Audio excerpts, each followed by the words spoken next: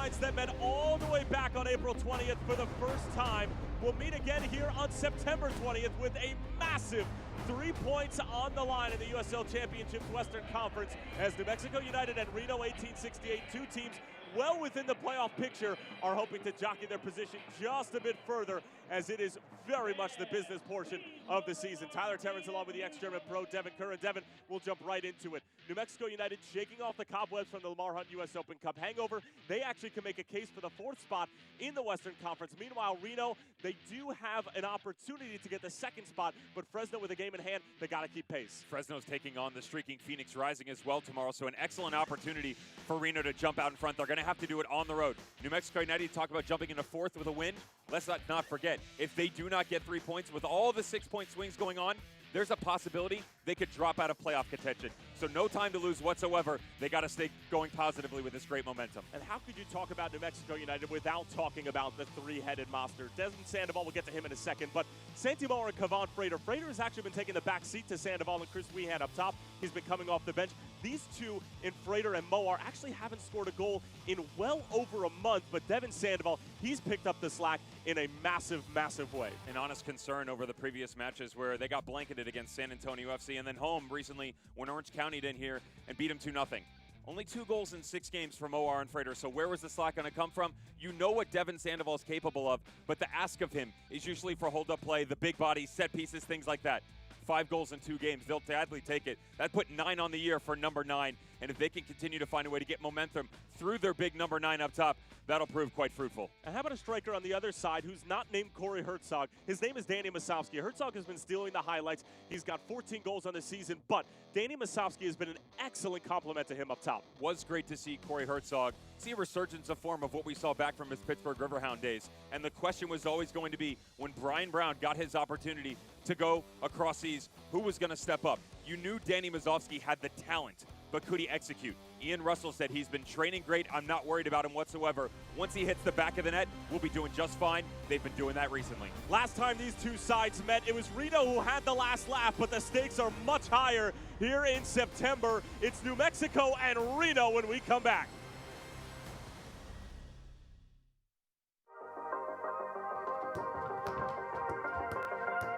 Hey, where's Roush and Justin? I don't know, bro. Yo, this is crazy. Y'all gotta come check this out. Come on, come on.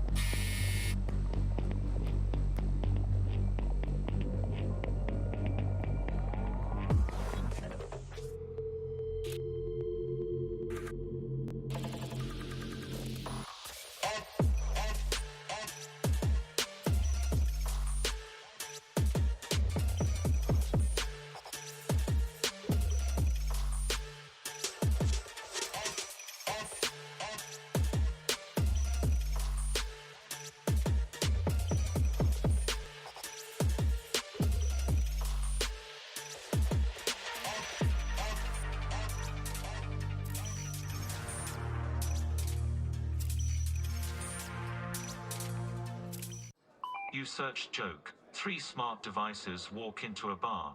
A bar is a counter where beer is served. Beer. Michelob Ultra is a beer free of artificial colors or flavors. Favors are friendly gestures, like ordering a beer. I will have one. No, your operating system is not old enough. Ha, ha. Ha. There's enough artificial in the world. Michelob Ultra. No artificial colors or flavors. Superior light beer. That is a good one.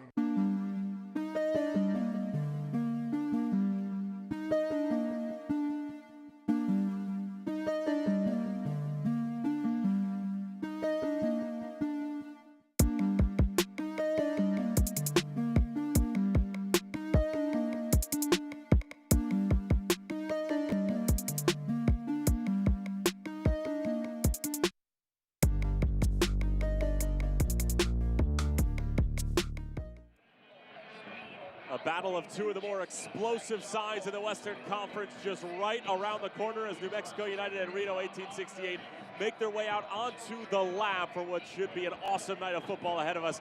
Tyler Terrence along with Devin Kerr. Let's take a look at the starting lineups, beginning with Troy Lessane's New Mexico United. Tonight's starting lineups are brought to you by Michelob Ultra. Devin, what are we looking at for the home side? Juan Pablo Guzman comes back into the midfield next to Sam Hamilton, their former center back.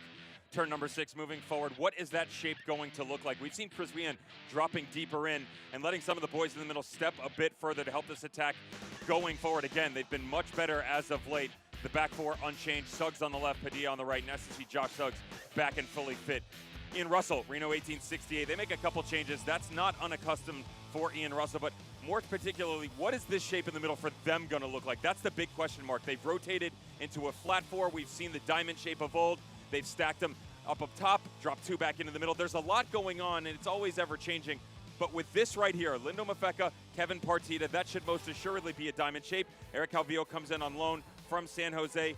Saeed Haji on the right side. He's got a lot of speed with him. That'll be an interesting matchup against Josh Suggs. Well, if you had to choose a spirit animal for Reno 1868, it would have to be the chameleon. Meanwhile, for New Mexico United, in their inaugural season, I think it's still yet to be determined what they're looking like. But Troy Lesesne, in our conversation with him just a couple days ago, said they're needing to get back to the ethos of this side, and that's the hard-working blue-collar mentality. While they do have a lot of flair and a lot of attacking prowess, they are simply a side that likes to work hard and get the results that way. New Mexico United in their all-black kits, Reno 1868 in their all-whites. And our head referee for tonight is none other than Mr. Matthew Franz. And away we go from the lab. 90 minutes ahead of us. We invite you to turn off the world and turn on the game. 3 points up for grabs in the Western Conference of the USL Championship. Santi Moar immediately finding Manny Padilla over on the right side. He lashes one across, but gotta go out of play. And tonight's keys to the match are brought to you by Garcia Automotive Group. Tonight's keys to the match for New Mexico United are Mr. Devin Kerr. Focus on the first and second ball, and that goes back to what you're talking about, that blue-collar mentality where, yes, this is a technical group, but they have to be willing to put in the work beyond that initial ball that's played, and they hadn't been doing it for a stretch of games. Last 2 matches, they've gotten back to it. Reno's transition can prove quite interesting, especially with Saeed Haji on the right side, and we talked about that. They go in transition nicely. Corey Herzog, Danny Mazovsky playing off each other very well. The defensive set pieces, this was a big talking point coming out of the organization this week, that they've been very proud of themselves, how they've been able to execute when it's on their offensive side. Defensively, it has to be much better. Felt like they've let the opposition take advantage of them there. And Troy Lesesne was very funny in chatting about that, Devin, because you pointed out how sharp they have been on the offense of the ball with set pieces, and then he said, well, on the defensive side of the ball, I probably would have fired me about half of the way the season in. Wouldn't go that far. At least he's honest. Yeah. Halfway through, they were still in the Open Cup. I don't think they would have gone over so well with their owner, Peter Trevisani.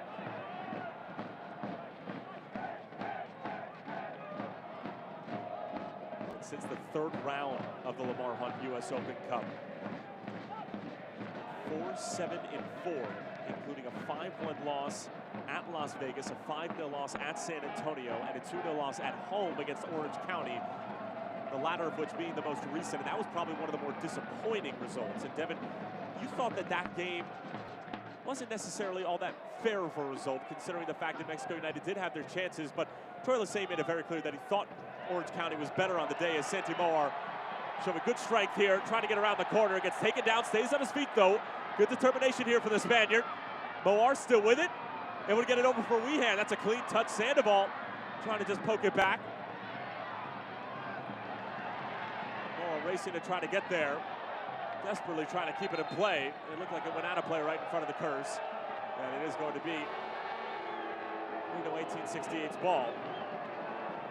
But Devin, since that little skid that they had against San Antonio, since against Orange County, 3-1 win against Colorado Springs, and a more than convincing win against OKC Energy FC, and they're looking to string together a number of performances, and the best part about it all for New Mexico is that they're going to be at home for almost all of it. You have to remember that the San Antonio FC game, though they were on the road and they definitely didn't play very well, they were also down to 10 men in the opening 20 minutes, Ali Mohammed getting sent off, and it was a decent response. Just that's a difficult place to play, Toyota Field, and it was against a San Antonio FC squad that had turned a corner, so they're playing much better with their performances. And now what does this look like going forward? It's gotten to a point where you start to see, and I really don't like using this word, but I think it's relevant, you're starting to see some of that confidence, that swagger, if you will, that you saw from New Mexico United earlier on this season, where it's no longer that mid-season Open Cup run where, okay, can we get through this match? How do we find a way to win? They walk into a stadium going, okay, we're ready to win. We know that we can take this team to the mat. Long throw-in, dealt with by New Mexico United initially. Santi Moar clears it away.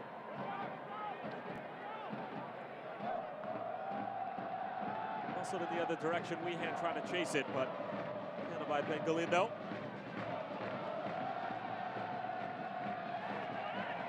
Currently sitting in third. We mentioned before that Fresno does have a game in hand on them and 3 points ahead of them in the table.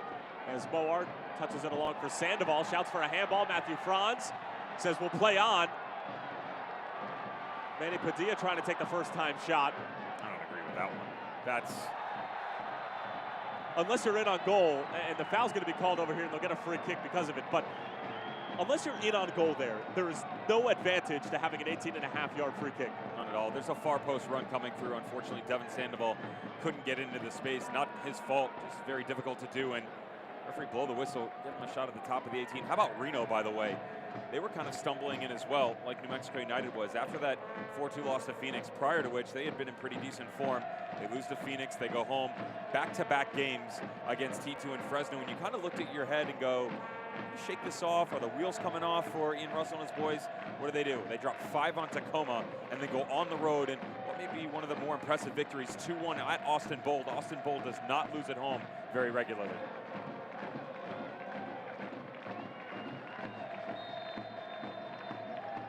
Weehan on top of the set piece.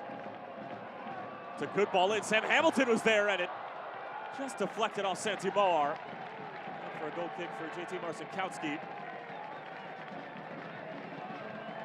Just interesting to note here that they did not bring Justin Schmidt off the back line. He is one who is regularly running to the near post. They brought him in, but usually he's a focal point that they're trying to hit.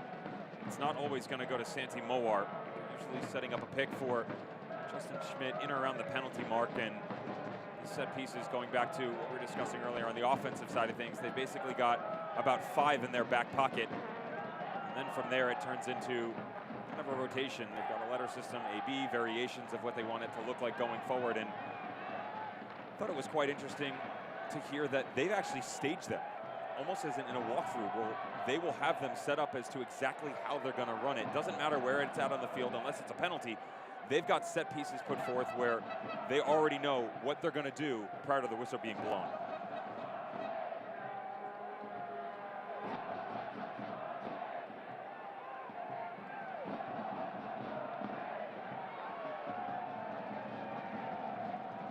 David Estrada. Good football here for New Mexico. Juan Pablo Guzman lofted ball over the top. Sandoval just loops one across, hoping for a header. Here's Moar trying to bring it down. Good touch here. Moar pulling it back, and New Mexico United grab an early lead in the 7th, and it's Santi Moar, his first goal in over a month. Boy, does that have to feel good for the Spaniard. 1-0 here at the Lab.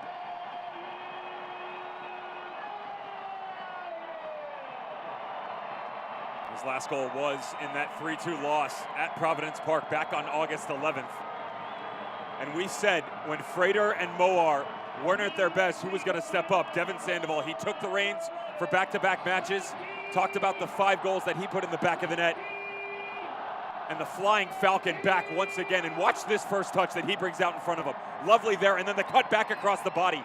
Everybody expects them to hit this after he brings this down, and that's not the case. This is when he is at his best, keeping back lines, second-guessing themselves all the way back across to his right, and then in the bottom left corner, that is textbook Santi Moar. That United goal was brought to you by your Delta Dental of New Mexico. Teeth mean business, and so does Santi Moar. Boy, did that look like the Santi Moar in the early stages of the season that was grabbing headlines left and right, snatching up player of the weeks, player of the months. We talked about the 3-headed monster and how integral they are for Troy Lesesne. Devin Sandoval has most certainly been informed. Kavan Frater has been playing his role off the bench, and if Santi Moar can get going, this is a New Mexico team that very much can make a case for that 4th spot. And an early 1-0 lead inside of the first 10 minutes here at Isotopes.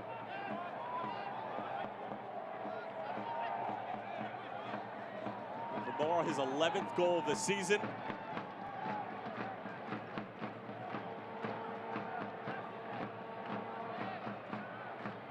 Reno trying to respond quickly. Lacroix knocks it out wide. And it goes out of play, and a goal kick coming for Cody Mizell.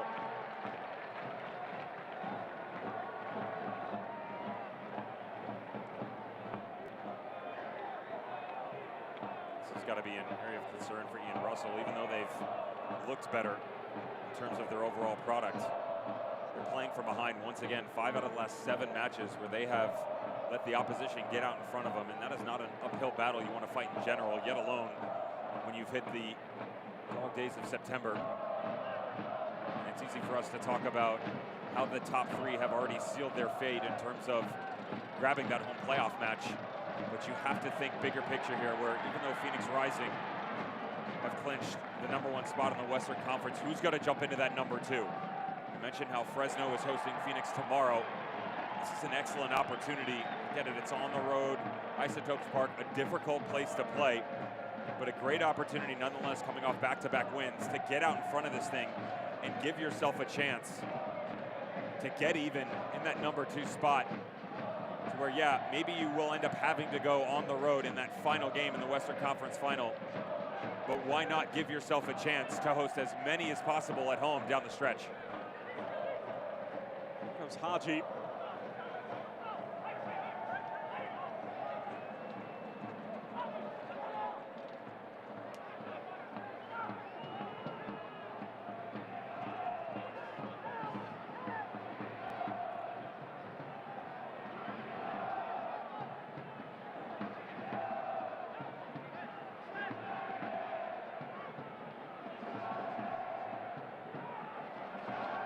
Padilla, and he gave it Estrada in the middle of the field. Trying to keep possession, but taken away by Reno in a dangerous area. Calvillo, Haji a little sidestep, but Juan Pablo Guzman breaks it up.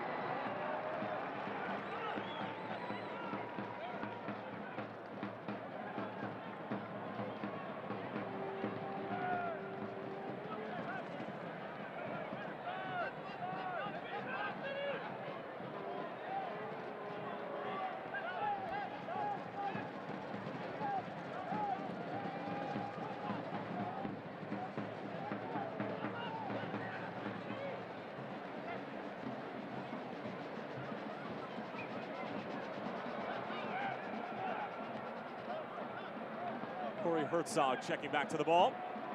14 goals on the year. What a resurgence he's had. I thought that those days of seeing Corey Herzog drilling double-digit goals within a USL Championship season were over. Mr. Herzog says, think again.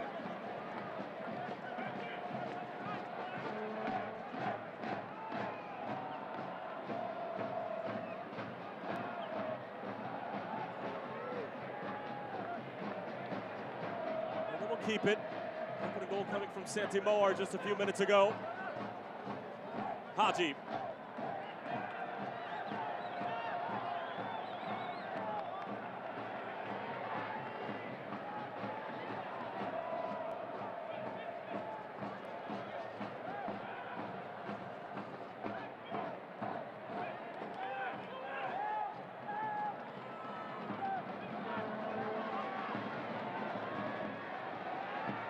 Sandoval trying to keep it in play. From Galindo, though.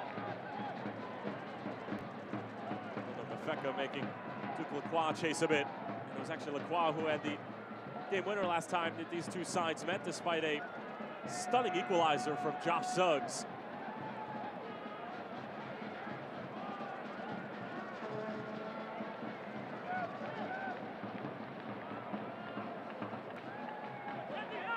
Russell barking orders from the technical area.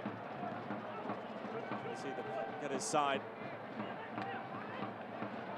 going a bit more smoothly in the attacking third. In terms of their positioning, is Devin Sandoval, a bit of a heavy first touch, but just knocks it into space. A bit too far, and Sikowski will gather it. And Devin, you asked Troy specifically about the atmosphere and what it's like to play at the Lab, and how they've been averaging a little bit north of 10,000 a game, which is unbelievable. And he said one of the biggest advantages is, especially if you score early, is that you can sort of negate the idea that the opposition likes to come and play here in front of a big crowd. It sort of gets you up. And you've told me before how going to play on the road almost can sometimes be more fun than playing at home. And Troy Lesesne says, well, that goes the other way. If we score early, then it's basically lights out for the other team. That can give you all the confidence in the world, but as you just mentioned, playing from behind in a situation like this, it's not going to get any easier. And that's when you have to rely on everything that you train on a regular basis. Look at the guy next to you. Understand that you've got a big battle in front. That'll start with Ian Russell on the sideline telling his boys to settle down. Haven't necessarily come out very crisp, and some of that's also what we talked about in terms of overall shape and what this play is supposed to look like going forward. Yeah, they've had some good results recently, 2 specifically. But is it really what they want going forward in terms of their structure in the playoff format? Having Partida, Calvillo, Mafeka, and Haji in the middle tonight. And when you rotate a lot in terms of playing flat, playing in a diamond, sitting too deep, having someone else drop back into the midfield, you start to second guess exactly what is your mentality going forward. And you've seen that in the opening 15 minutes so far where, yes, there's a lot of rotation in the middle, but it's not necessarily positive right now. And they're having trouble stringing together quality passes that's opening up space on the offensive side.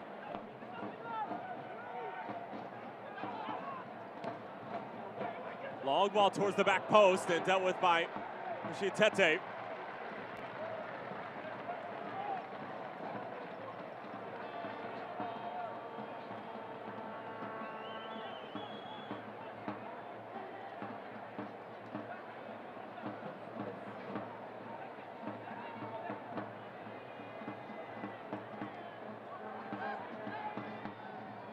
Calvillo. Partida.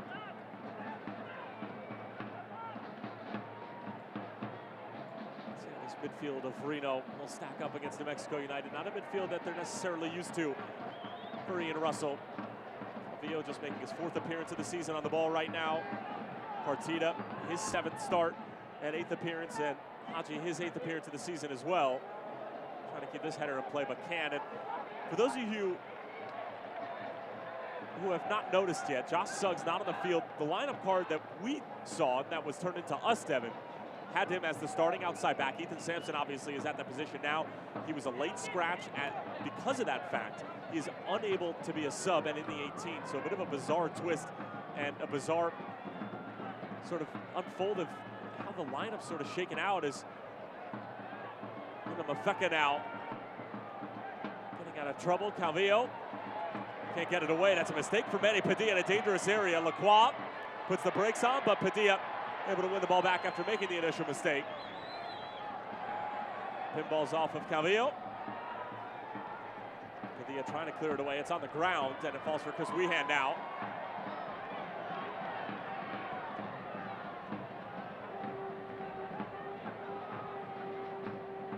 Josh Suggs sitting on yellow card accumulation as well. That didn't have anything to do with it, but simply a late scratch in that did not allow him to be a part of the 18 on the whole for the night. Obviously hasn't seemed to bother New Mexico United all that much as they grab the 1-0 lead in the 7th minute thanks to Santi Moar's 11th goal of the season. And as we continue to gather information on the subject, we'll of course pass it along to you. Justin Schmidt launches it the other way. Jagian straight to Devin Sandoval.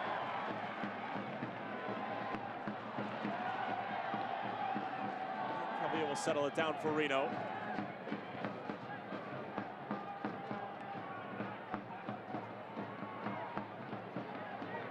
Reno's last 2 wins coming against Tacoma and Austin. Devin mentioned the one at Austin is a very impressive win. Sampson gets the feet of Haji now. He lets one loose across the penalty area. It was a good play from Schmidt, actually almost went into his own goal. And Reno will collect, and ever since giving up the opening goal, Devin, Reno have looked mighty sharp. They've cleaned it up in the past 5 minutes. I'm actually quite surprised Saeed Haji didn't let this one fly to the back post. I don't mind the ball being cut back across the 6. Oh, it's a great ball in. Here's Mafeka, and a terrific save from Cody Mizell. Linda Mafeka was in, and Mizell slams the door shut, and a goal kick coming. Mafeka finishes that 9 times out of 10, but number 10 could not find the back of the net. This is what I wanted out of Saeed Haji just moments ago.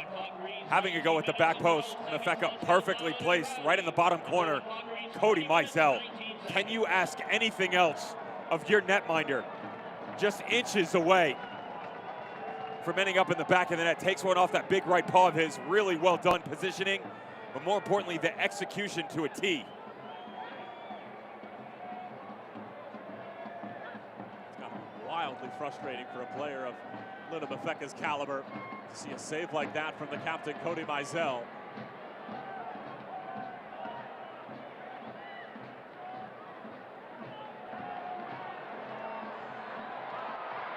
Good hustle from Devin Sandoval. Devin, you've just been mighty impressed, despite the 5 goals in the last 2 games, which is just otherworldly. You've been really impressed with what he brings to the table, even if he's not on the score sheet night in and night out. It's really easy to look at the numbers and say, well, that guy scores a lot of goals, or well, he dishes out a lot of assists. It's much harder to keep your eye on the gray area of this game, where all the work coming off the ball or the ball before the goal. And I'm talking about before the assist as well, where 40-yard ball gets knocked up to Devin Sandoval. He drops it into Weehan, who puts it down into Moar, who has a great finish. You forget the dirty work that's done by the quote-unquote little man, and of course Devin Sandoval is contradictory in that because he's 6 foot plus, massively tall and a big stature. But if you just keep an eye on him, he's got great footwork, even for that large build of his. Always in the right place. Just has to make sure that he has the proper supporting cast when they do move a high lineup, that people are running down in and playing off of him.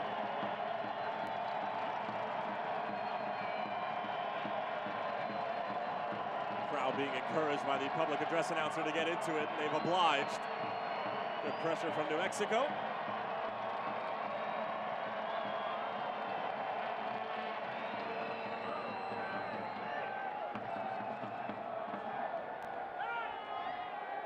Play from Sam Hamilton. Gets it right back from Juan Pablo Guzman.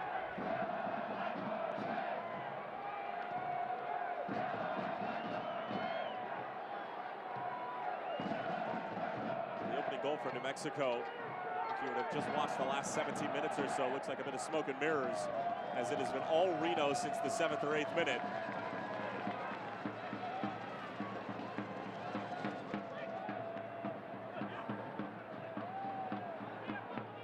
Here's Masovsky. Long switch over to Duclaqua. Long for Calvillo, and shielded out by Rashid Tete. So we can give you a little update on the Josh Suggs situation. We're still waiting to find out on his exact issue right now. We are being told that he picked up a little knock in warm-ups, and the rule by the USL Championship is that the lineup cards are turned in within 60 minutes of kickoff. Once that is done, you obviously have 18 eligible players for the game itself. You've got a starting 11 and then the substitutes. If the player is deemed unable to compete, he is then removed and you can replace him. The issue that you've run into now is that the only time that he can be replaced is if the opposition has the ability to do the same. If they've traveled extra players, they can put one in, just like Josh Suggs was. The problem is he's ineligible to compete on the bench. So the minute that happened, he wasn't allowed to step onto the bench itself. Unable to complete, he can be replaced by a member of the player being substituted if it's a goalkeeping situation. It was not a goalkeeping situation, so not only is Josh Suggs no longer in the 11, he is not in the 18, so New Mexico United down a sub as well.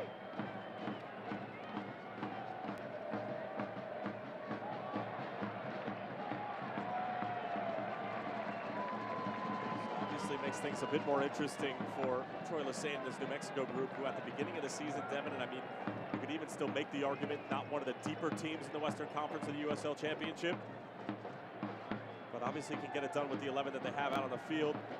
And of course the now 6 options that they have off of the bench. As Calvillo putting one to the path of Saeed Haji. 1v1 with Sampson, who took the spot of Suggs. Great little move, Haji still with it. Now going for the curler, but into Smith's Pavilion. You're not going to see a massive change tactically based upon that. However, when this game continues to stretch on, we're 23 minutes in, you've seen that Reno able to hold the ball a bit more impressively. Haji starting to have his way on this left side of New Mexico United. So both Ethan Sampson and Manny Padilla are going to have their hands full in general. Now when you look at the bench for New Mexico United, they don't have a single out-and-out defender. They have guys that are versatile that you can move back there. Tony Soler, Frater, Muhammad, Madden, Akamatsu.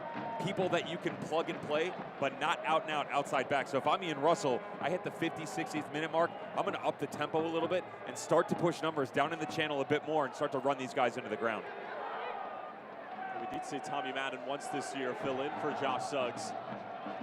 Or fill in for Justin Schmidt, I should say. And it was Josh Suggs who moved into that left center back position, and Tommy Madden was playing the left back way earlier in the season. I believe it was a game against Orange County. This is a Reno team, though, that has really been all or nothing as of late. They haven't drawn a game since May 18th. As Duke Lacroix turning on the afterburners, but couldn't quite find Corey Herzog, who's more or less been invisible in the opening 24 minutes or so. Here's Santi Moar.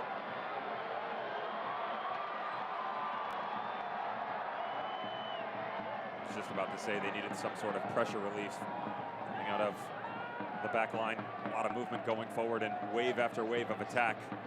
Not necessarily challenging Cody Mizell, but always keeping this back line in question. And the blue collar mentality by Juan Pablo Guzman coming out. It's, again, what Troy Lesane wanted a resurgence in. He's got it the past two matches, and opening 25 minutes. Nice to get out in front 1-0. But now's the time. Let's switch the momentum a little bit. Put the ball on the deck, let Reno chase. They've had their say, and now challenge them a bit more in their own offensive third. Looking for Sandoval.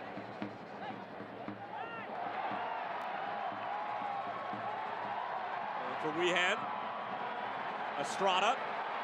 Nothing to take it himself. He had a runner out on the right-hand side. That was Manny Padilla. Hamilton just a bulldozer, but stopped in his tracks.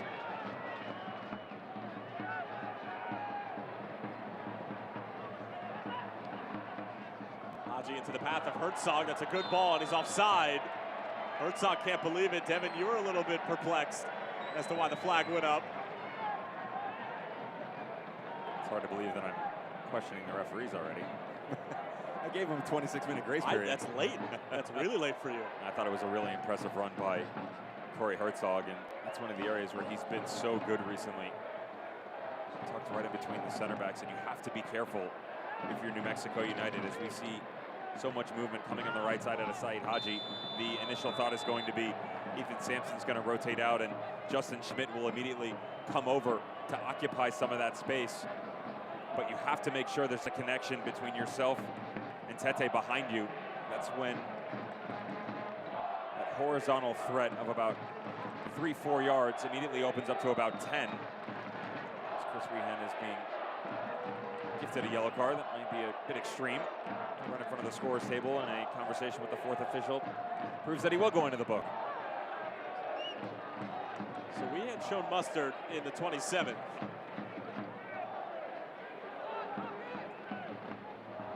It's been a really rough game whatsoever.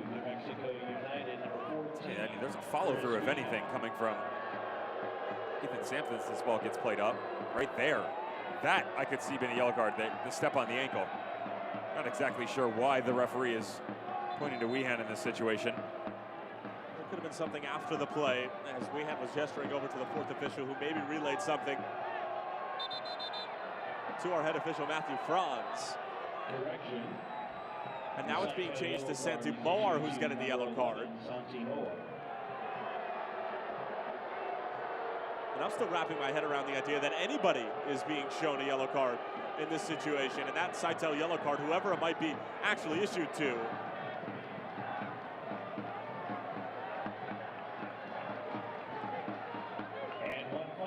Oprah Winfrey's in attendance. You get a yellow, you get a yellow, you get a yellow. Troy Lesane's beside himself. He's trying to figure out. And see, now they're changing it. This is the right call, by the way. When you get a look at that foul, exactly where the challenge came from, you'll understand why the referee has gone to his book in this situation. It's not the foul by Wehan initially. It's Ethan Sampson on the follow-through. It's the lower ankle area.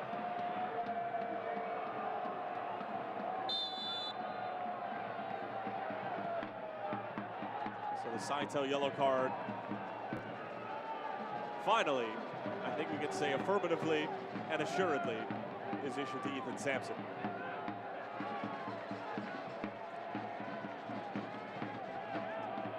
And away we go in the 29th.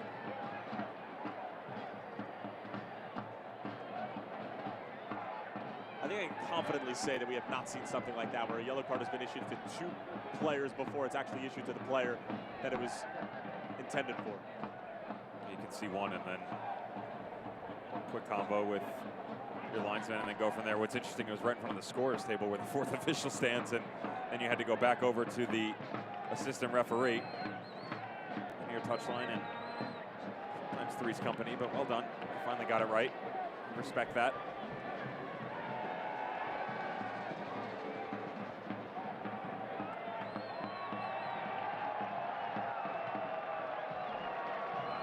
This is what I was talking about. So watch Ethan Sampson as they go to ground here. It's the follow through right there. Steps right on the ankle. He was already doing battle earlier on with Saeed Haji. They got a free kick out of it down in the corner. Second offense, and a negligent one at that.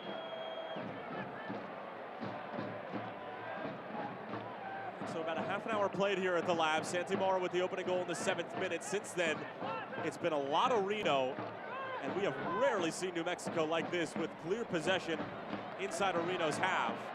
But here they come. Sampson trying to put it on frame himself. It falls for Weehan now. Wants it back on his right, clips it across. Contact in the penalty area. Now Padilla swiping a miss. Sampson again. Contact once more. Matthew Franz says play on. Good step from Rashid Tete, able to get it away from Corey Herzog. Crowd still wanting a foul on probably a couple of different plays, but most certainly the right decision for Matt Franz.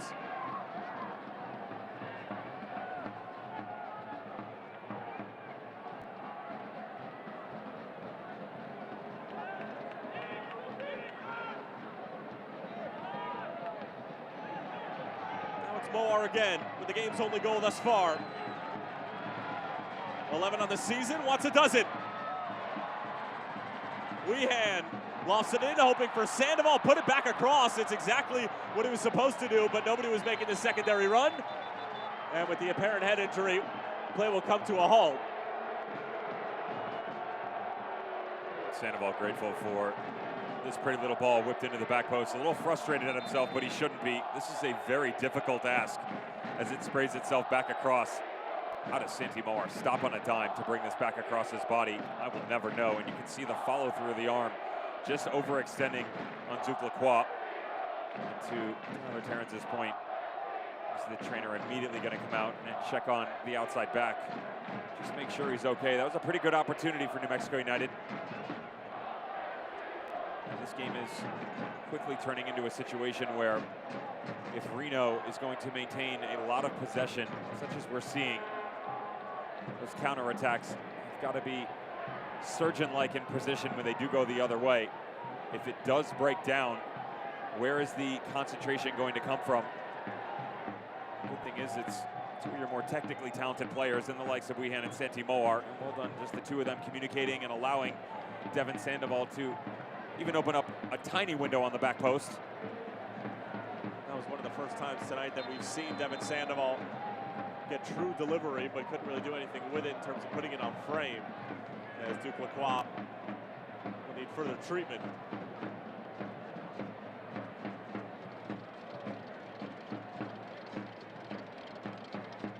Surprised by anything in the opening 32.5 minutes?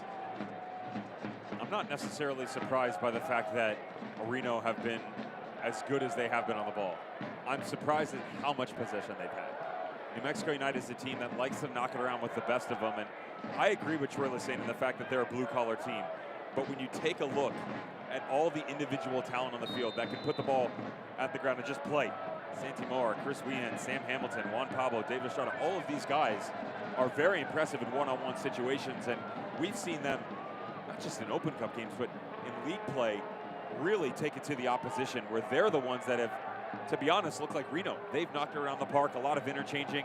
You do wonder how much comes into the last-minute substitution where they don't have Josh Suggs and the chemistry that was created. I understand earlier this season he's coming back between he and Santi Moar, and it's a bit off on this left side, very one-sided in the sense that it is just Santi Moar over there. You're not seeing a lot of movement going forward by Ethan Sampson. To be fair, he's also got to be very careful in his actions because they've shown Reno that on the right side, Saeed Haji's going to go, and they're going to put numbers down in the corner for him.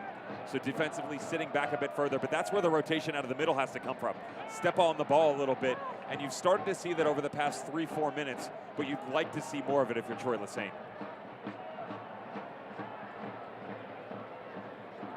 Protecting their 1-goal lead.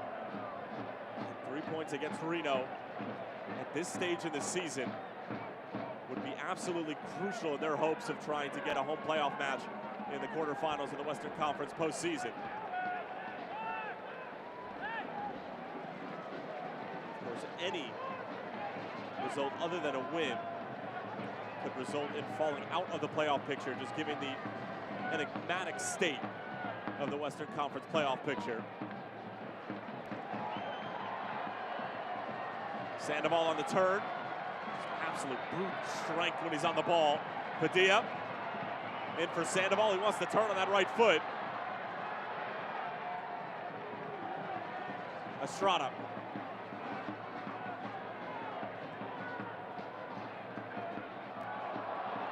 And it's a poor pass from Rashid Tete, who probably could have taken the first touch to settle it down and then send it out wide. But instead it'll be Reno's throw-in.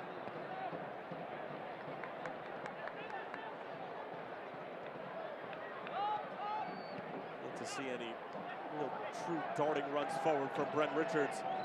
They've given New Mexico United problems.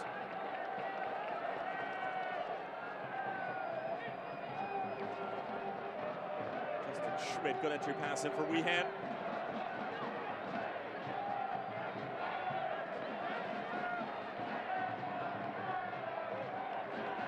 Moar, long range effort.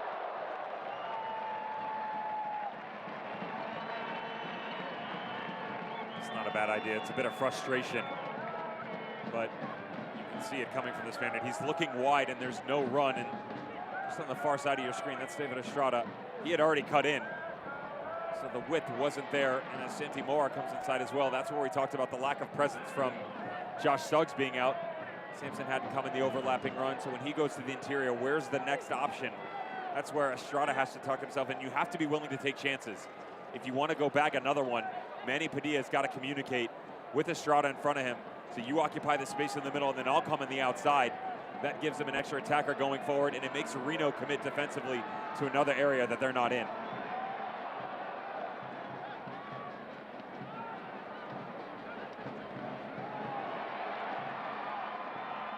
Estrada. Hands floated out towards the right wing.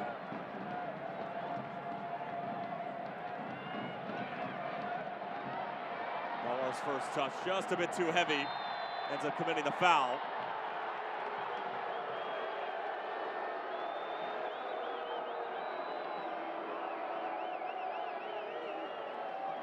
A lot of California loving over on that far right-hand side between Wehan, Estrada, and Manny Padilla. Of course, the Albuquerque native in Devin Sandoval, who recorded the first goal in New Mexico United franchise history.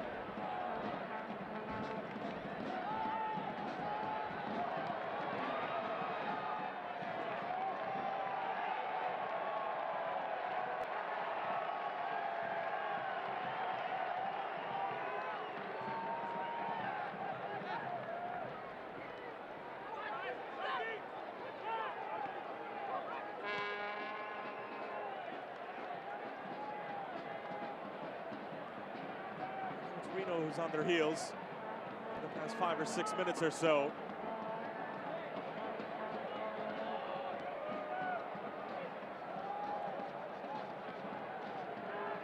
For having two forwards, it does look like a bit of a disjointed press now for me and Russell's group, which was not the case for the majority of the first half.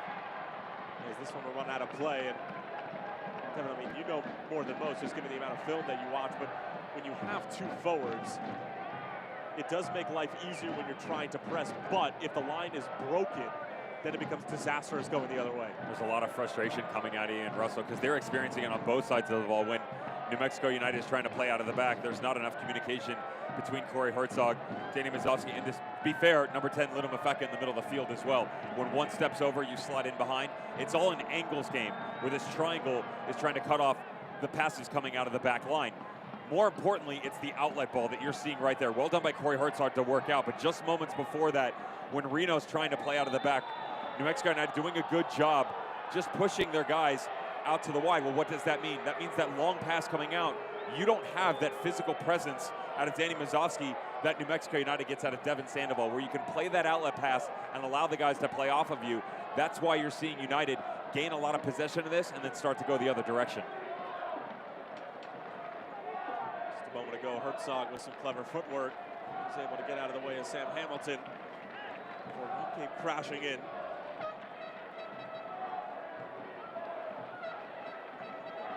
Knock at the door.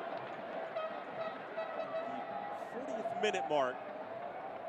Still 1-0 in favor of New Mexico. Santimora with the lone goal in the 7th minute, but a decent opportunity here for Reno. Just lofted it towards the back post. Nodded back in. Juan Pablo Guzman couldn't quite clear it. Wasowski was lining up the bicycle kick, and another apparent head injury.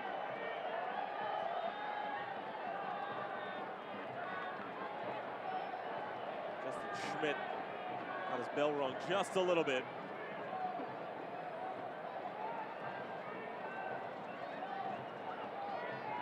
They got the initial one in. They had Brent Richards, and Galindo, and Chinjigian sitting on the back post. They pulled something out of United's bag where just whip one all the way back over and bring it into the 6. Corey Herzog trying to get on the end of it, and tail end of it took one across the stomach there. Danny Mazovsky, little side volley, boot right to the midsection. Leave a mark.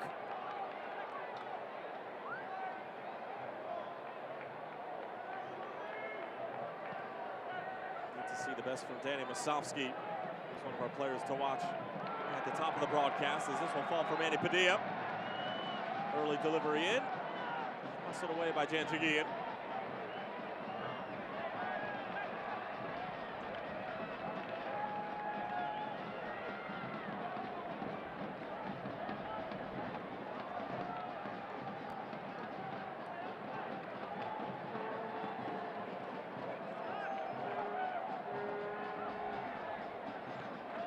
That's where Corey Herzog has to already be in that situation.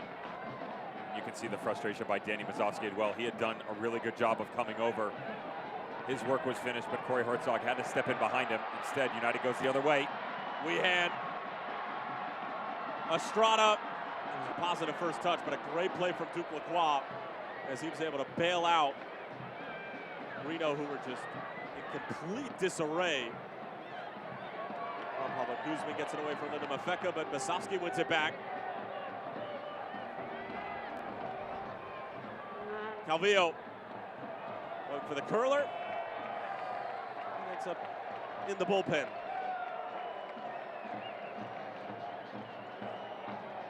You seen that yet this year from Reno? Just turning back to Ian Russell and saying, we got to try something different. The issue isn't necessarily trying something different. The application is there, the execution is lacking. That's the issue you're dealing with right now, where they're turning this into a little bit of cat and mouse, and credit to New Mexico United, but it's not groundbreaking. And it's funny how what was hurting them before is now helping them, where they inverted everything. They didn't have that width because Reno was on the ball. They had a lot of possession. They were challenging the wings. Now the middle's all stacked up, and that's a much better look for New Mexico United right now with all the players that are willing to knock it around the park. Ball popped up on Wehan right at the last moment. If you're going to go after this press, everybody has to be on the same page, and when it does break down, you have to recover, and that's just not happening. All starts defensively for your boys up top, and Danny Mazovsky and Corey Herzog, we showcased that just a second ago. So when Danny slides over, if Corey's not there appropriately, who steps in next? Luna Mafeka's got to have that conversation, Eric Calvillo, and because of the shape that they have in the middle right now, where Calvillo has tucked himself in deeper into the middle than Haji. Haji pulling himself out to the right, but still closer to the interior. There's got to be a lot more rotation between the front 6, if you will, because Brent Richards and Lacroix are going to be very active off the ball, accounting for the likes of Santi Moar, Estrada, and especially Chris Wehan. He's the trump factor right now. He's all over the field and kind of wandering, doing whatever he wants. Credit to him for recognizing that guys aren't really following him when it comes to the one-on-one marking. Sofsky wins it back, 1v1 with Rashid Tete. Right, yeah, I'm seeing him bring this on almost good. All the way back for Cody Mizell, who's had to make one massive save tonight. And I don't even know if that does it justice. Denying Linda Mafeka from essentially point-blank range. And to be fair, it was a good effort from Mafeka as he tried to bury it in the bottom corner, but Mizell was up to the task. He's got one of the more unorthodox distributions of the ball in the USL Championship, does he not? It's like a basketball chest pass. I love it.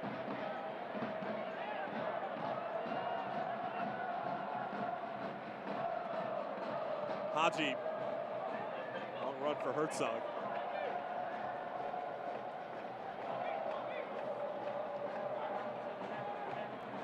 Richards, little shake and a shimmy. Cleared away though by Sampson.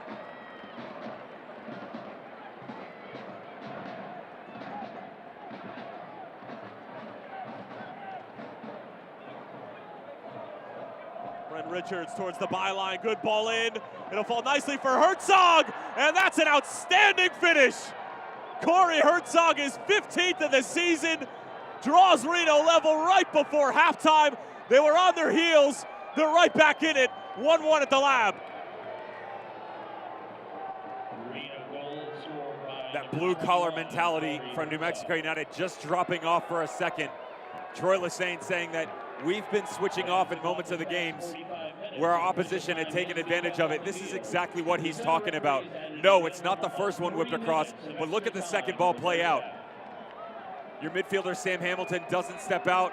They sit idly right at the top of the six and just let Corey Herzog tee this thing up. Still had to finish it, and he goes the most difficult route, near post, upper 90, but a classy finish by Corey Herzog up top, grabs his 15th goal of the season. It's an ice-cold finish and a Penguin-like celebration for Corey Herzog. And as it stands, both sides will have to settle for a point apiece, but plenty of football to be played, as we are going to have 3 minutes of stoppage time, and stoppage time is brought to you by Orange Theory Fitness. We're in the orange zone now.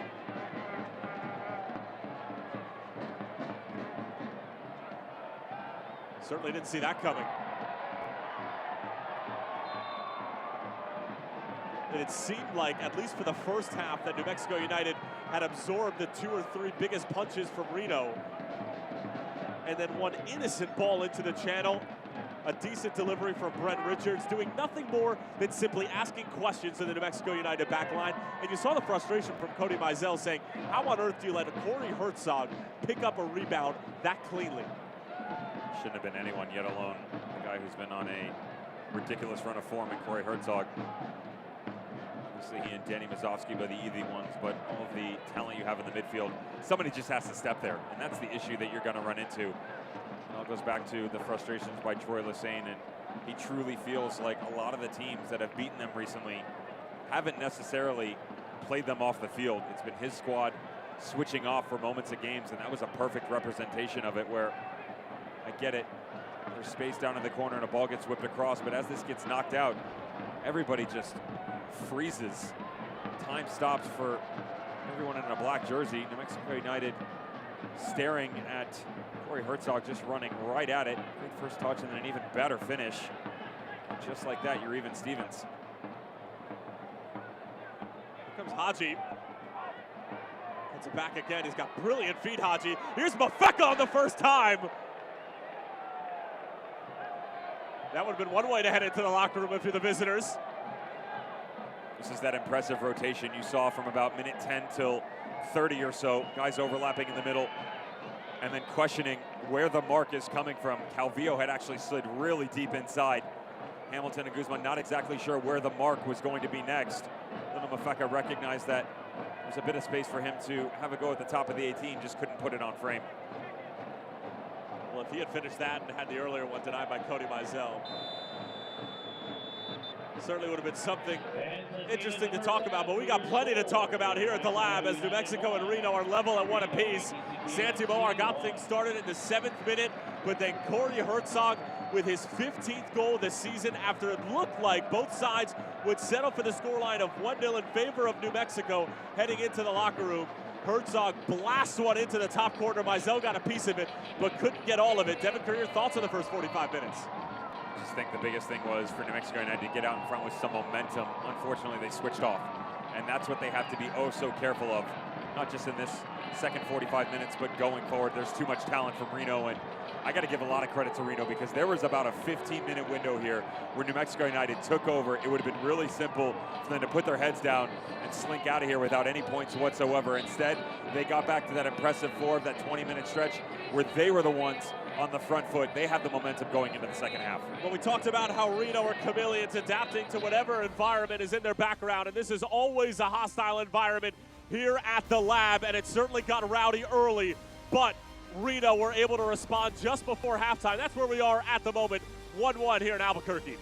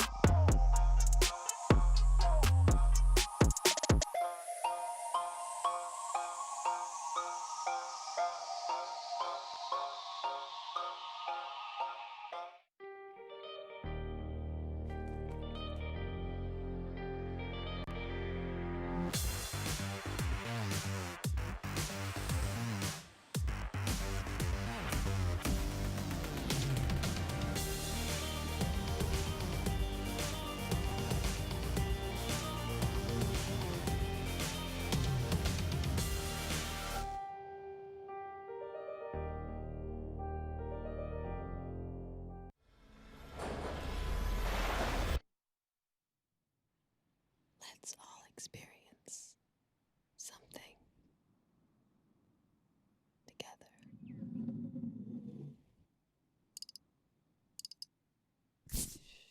This beer, so pure you can taste it. Michelob Ultra Pure Gold. Beer in its organic form. 1-1 here at Isotopes at the end of the first 45 minutes as Ian Russell and Troy Lesame will have a lot to talk about at halftime. Tyler Terrence along with the ex-German pro Devin Kerr. We already mentioned how difficult of a place it is to play here at the Lab, especially when there's an early goal scored, which is exactly what happened tonight in the first 7 minutes. And the Lab in its first season in hosting second division soccer in the United States has proven to be one of the more electric environments, not only in terms of atmosphere, but in terms of numbers as well, Devin. And they're on pace to set a record of sorts, only second to FC Cincinnati in 2017 and 18 in second division in America in the American Soccer Pyramid. But, I mean, this place is just absolutely rocking, even on its worst days. I think what's more impressive for everything is that you have to remember it's an expansion team. That's the biggest thing here, is a lot coming into the 2019 season for the USL Championship in terms of expansion franchises in both the Eastern and Western Conference. But just take a look at everything that's gone on around the league. Indy 11, one that came in 2018. We know what they can do at Lucas Oil. The Quails have always pushed a boatload of numbers out there in California. And, of course, the back-to-back champs, Lou City, they'll get their new home next year. But New Mexico United atop all of that by leaps and bounds, by the way. I mean, over 2,500 out in front. That's pretty impressive. And when you talk to the ownership group, everybody that's involved within this culture, they are so proud about what has been created here and what the future holds for them. Obviously, they want to make sure they get into the playoffs and have a nice run, but they are thinking well down the line, and I commend them for that, because a lot of organizations are here and now. You have to be present, but you also want to build something for the future. New Mexico United doing that and more. Well, it would have been such a treat to see what would have happened if any of those U.S. Open Cup games had been here at the Lab, but they took that Road Warriors mentality. They have a lot of games at home in their final stretch here of 2019. Right now, it's a point apiece for New Mexico, and Reno will step aside again, halftime here in Albuquerque.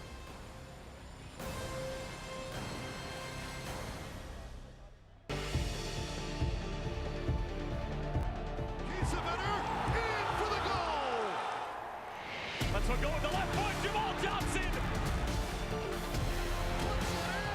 What a goal! Perfectly placed.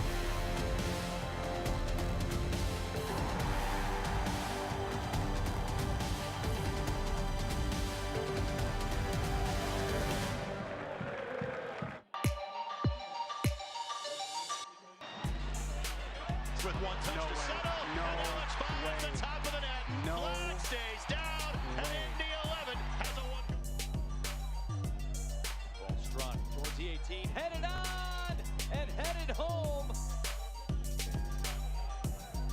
Inside glancing header, and he caps it off with the goal of the night. I think they want dangerous play call.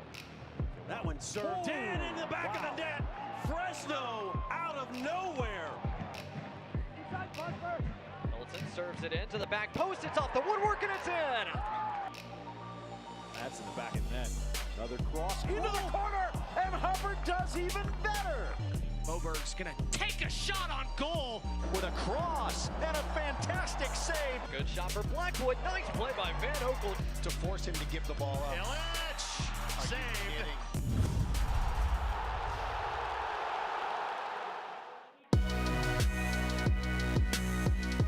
Second in the league in USL League One. He's got an opportunity for another. Curls and scores! Oh, Seguro! Moshobani again. Back heel, Moshobani!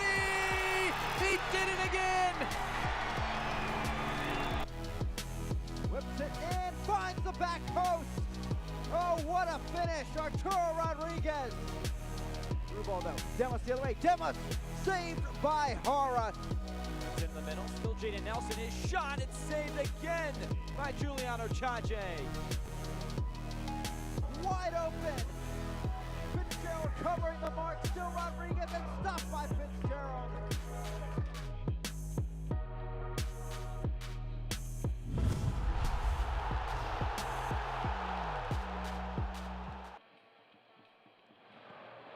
Some incredible goals and saves from both the Championship and League One. And we had a couple of great finishes between Santi Moar and Corey Herzog right here at the Lab. And some of the fans are grabbing a beverage, grabbing a snack. We hope you are all doing the same at home as well. Tyler Terrence along with Devin Kerr. Let's take a look at what's going on around the USL Championship. Some news and notes. Phoenix Rising FC, 20 straight wins with their 4-1 win over Los Dos. They're going to be taking on Fresno at Chuck Chansey this weekend, which should be a really interesting matchup. Again, a lot of people are pegging that might be where the train stops, but who knows? We thought it was going to stop a long, long time ago. New York, Indy, Nashville, Tampa, all clinching spots in the Eastern Conference. Phoenix, without any other team clinching a spot in general in the Western Conference, have already taken the #1 seed. San Diego set to begin play in 2020, and with Indy 11's loss earlier tonight to Birmingham Legion, if Phoenix Rising get a win this weekend, they clinch the Supporter Shield. Enough said. Let's keep it moving. Some scoreboard from around the USL Championship, or excuse me, we'll start with the standings first, all right? Phoenix Rising FC, of course, running away with the #1 seed, the Shield, what have you. What we're really keeping an eye on is second and third in terms of the positioning, and of course, the #4 spot. Again, if you are going to drop points at any given week from here on out, you are running the risk of not being in the playoff picture, and that has just got to be nerve-wracking for every fan at home who's supporting a team in spots 4th through 10th. For me, the #4 spot has come down to two teams, Sacramento Republic and Orange County. The way that they've been playing recently, they look, in terms of overall product they put on the pitch, like they have the best chance of getting into that #4 spot.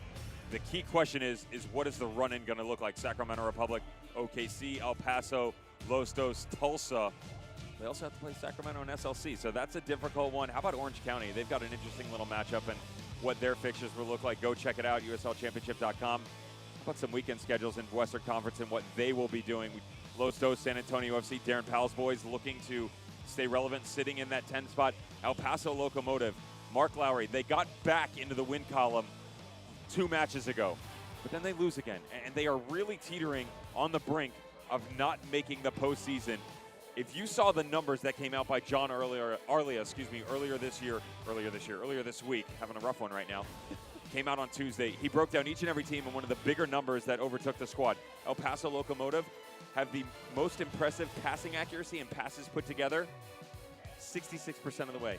Only 9% of their passes come in the final percentage of the field. That gives you an idea offensively of where their struggles really lie, even with Kiesewetter clicking at his fullest. I'll tell you what, that Los Dos San Antonio game has all sorts of playoff implications, with those sides sitting on 39 and 37 points in 9th and 10th place respectively. We have a battle of number 7 and number 3 in the Western Conference right now. 45 minutes to go here at the Lab. Don't move a muscle.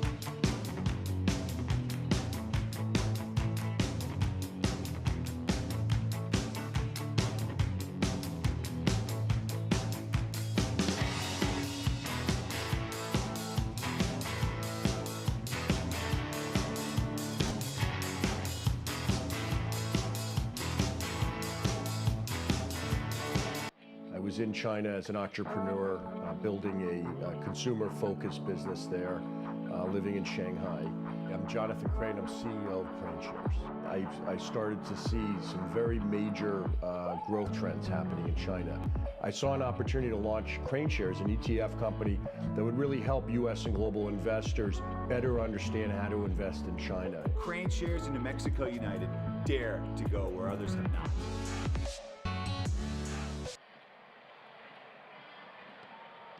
Almost ready for the second half as New Mexico United looking to move up the Western Conference table and stay relevant with the 4th spot still up for grabs. Reno 1868 trying to keep pace with Fresno. We'll take a look at how it went down in the first 45 minutes. And Devin, right from the bat, you could tell New Mexico United were riding the energy of the crowd, and it certainly paid off. One of the issues that Ian Russell has been dealing with over the past, say, 10 games or so is the attribute of conceding early on. 5 out of the last 7 matches they've done that. He's not going to be happy. They do it again.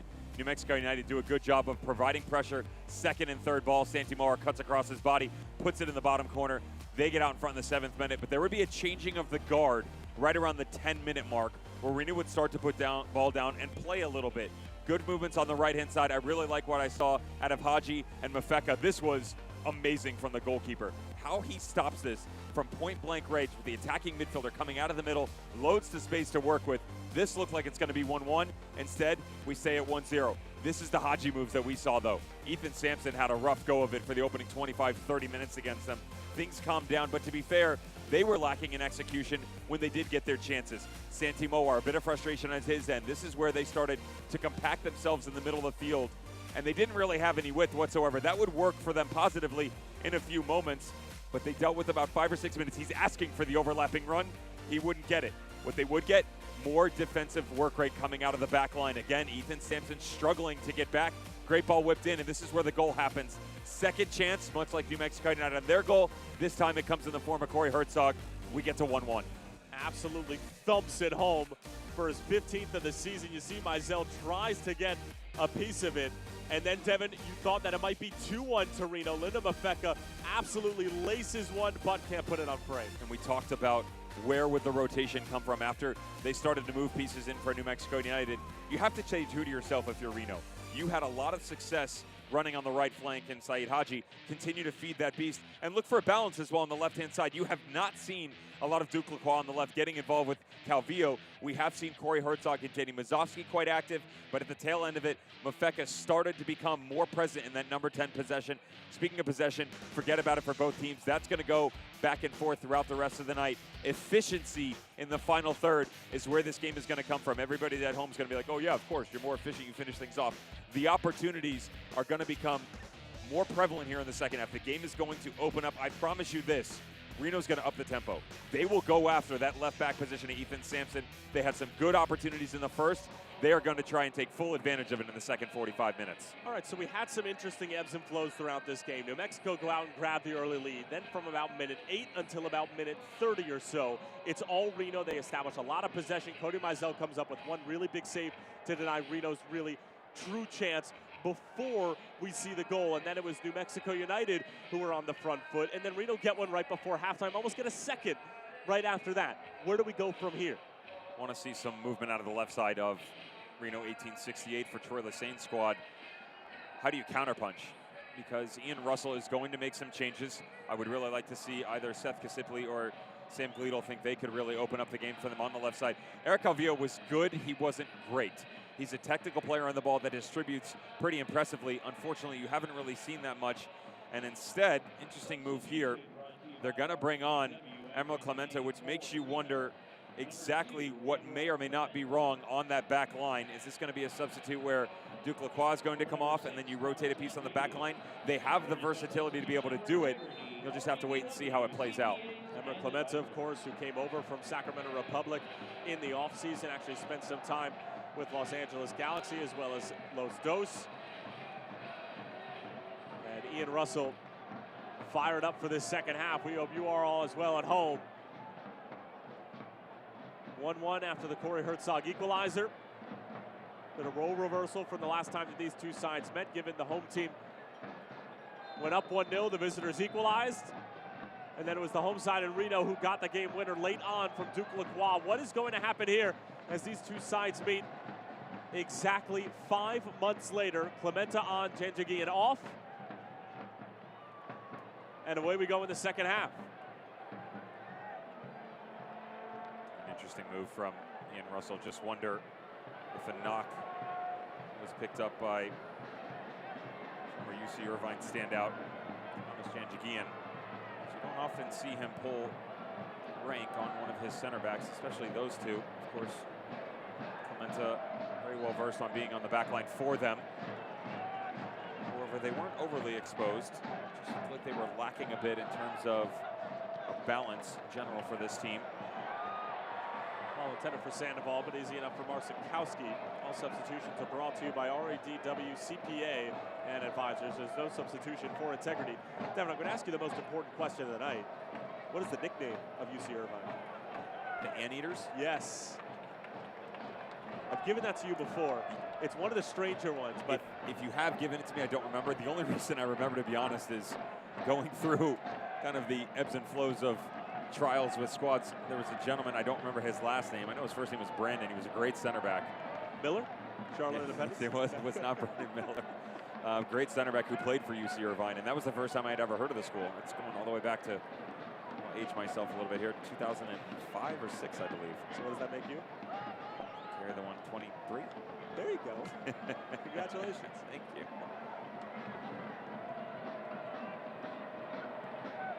Dumped into the channel by Richards, hoping that Masovsky can get there. Schmidt will see it out of play.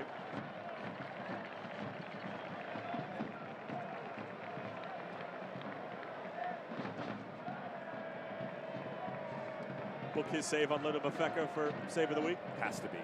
Already? On Friday? From point blank range, I mean, you're talking 2.5, 3 yards away from the goalkeeper, 8 yards out from the goal. This could have easily ended up in the back of the net. 90% of the time, that tickles the nylon. 90% of the time, every time.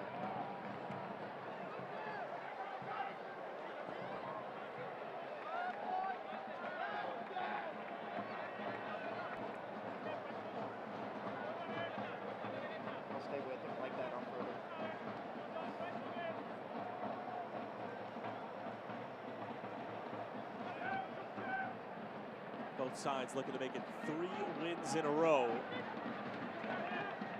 And we mentioned how Reno has not drawn a game since May 18th.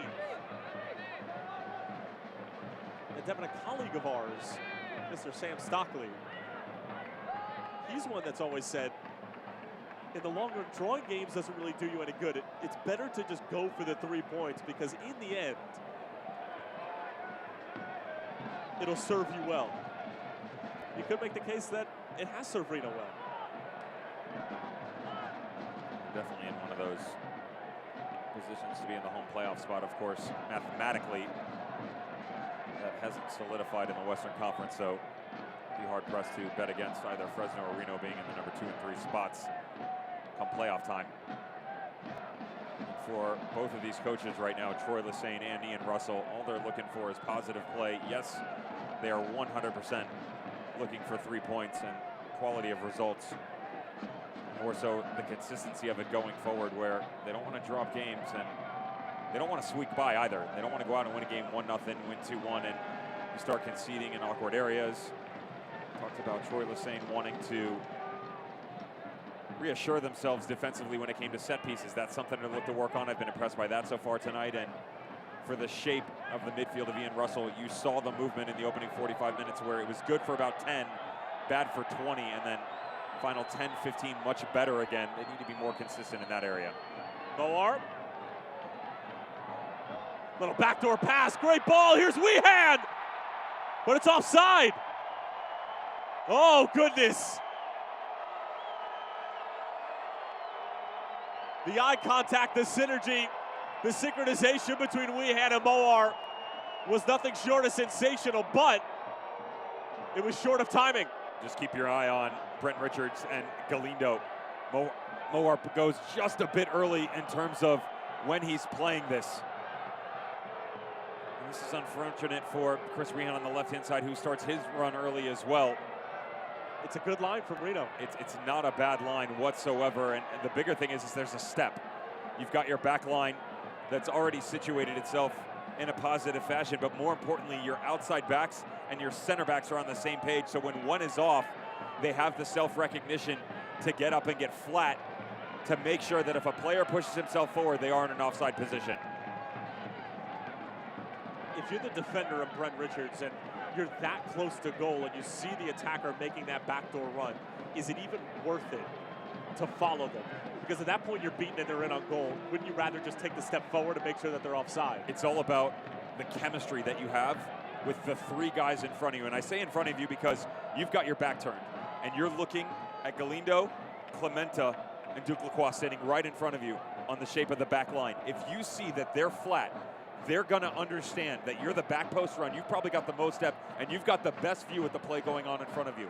So you step up, getting flat with them, because you don't care what goes on behind you. Kind of what you just saw out of the back line for New Mexico United. Really well done by Tete to just take that quick step and push Corey Herzog to the backside. Where you get yourself into trouble is where Brent Richards steps up, and the 3 boys in front don't trust what's going on behind them. You'll see Duke Lacroix second guess, and if he starts to go, now all of a sudden you've put yourself behind the 8 ball where all the runs start to open up and the floodgates just go wide open.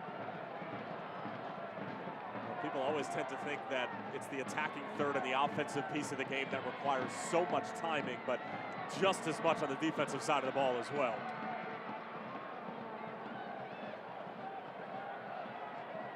Being a former center back, I can't tell you how many times I got that wrong, where you really have to trust the call coming behind you. And you know, I used to play on the left side of the center back, so let's switch it the other way where I'm looking at Galindo and Brent Richards.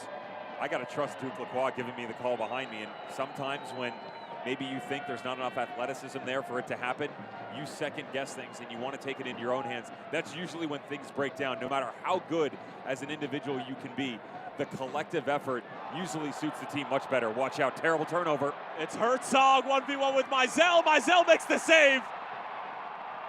Denying Herzog this time. Bailing out his midfield after a horrendous giveaway. The question is, does Corey Herzog get a glove on this? Or is it reminiscent of what came out of Los Dofas, Eric Lopez's face last week? He does get low, great save by Cody Mizell. That's all about technique. Notice how he squares himself up and has the ability to get low and down to the left. There was a trailing run on the backside, by the way. Even though it was a bad turnover, still had one of his defenders behind him. Should he have been beaten?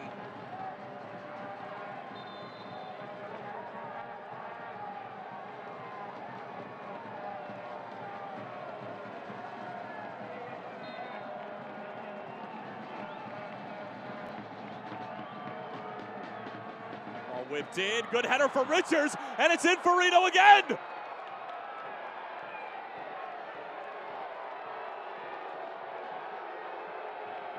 Not exactly sure who's claiming it. I don't think anyone in all of Nevada is going to care, though. Particularly in the Reno section, Herzog is asking for more noise. Boos raining down here at the lab, and Reno has taken a 2-1 lead. Brent Richards definitely gets the first touch. You just wonder in traffic, is there a second? Corey Herzog paired up with Manny Padilla in front of Cody Mizell. He might have got a redirect. That angle is really difficult to tell. Regardless, this is perfectly executed.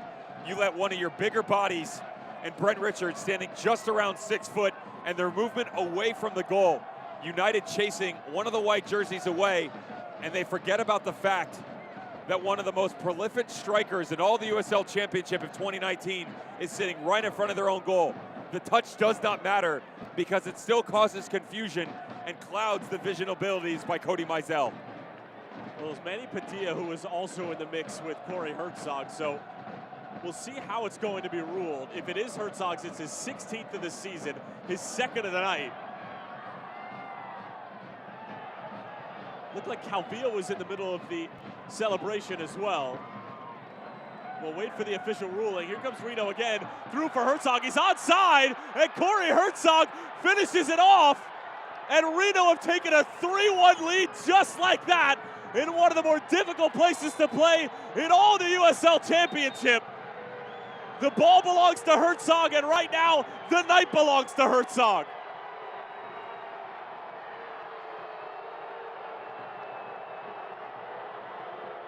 Question was going to be, what is the response from United? Isotopes Park stunned by the go-ahead goal just moments ago on the set piece. There's the interchange we talked about. Lovely movement by Mafeka, just picking up the quick little layoff. Notices the diagonal run coming off Corey Herzog. We said he does such a good job occupying the space in between Tete and Justin Smith. So many center back pairings before has been exploited. Nothing changes. Just moments after number 2 ends up in the back of the net. It's 3 companies for Corey Herzog. Well, there is no mistake who's going to claim that one. For the moment, it's his second, and very well could be a hat trick for Herzog. We're still waiting to see who scored the second goal for Reno. But this is absolute madness from Ian Russell's side, exploding for 2 goals in a matter of seconds.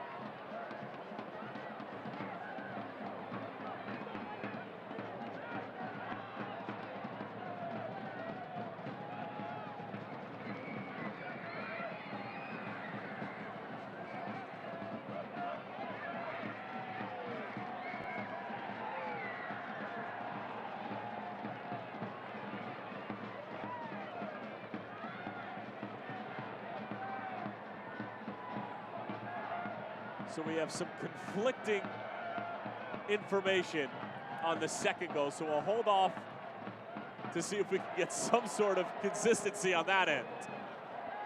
But the underlying message remains the same.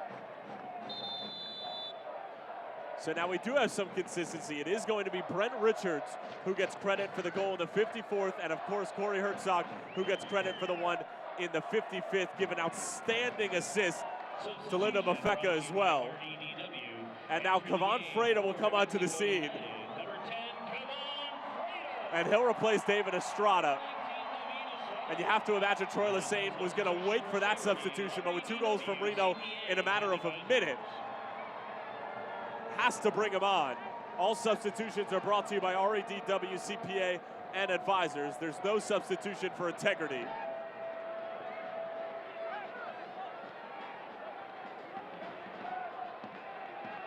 Will we go from a goal disallowed from Chris Weehan to 2 goals on the other end for Reno.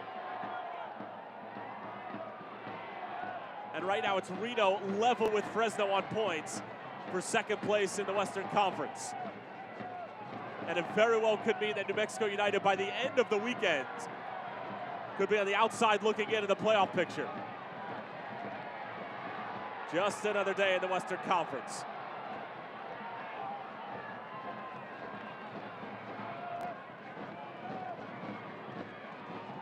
Early delivery in, they're looking for Herzog. And it's going to come out on the other end.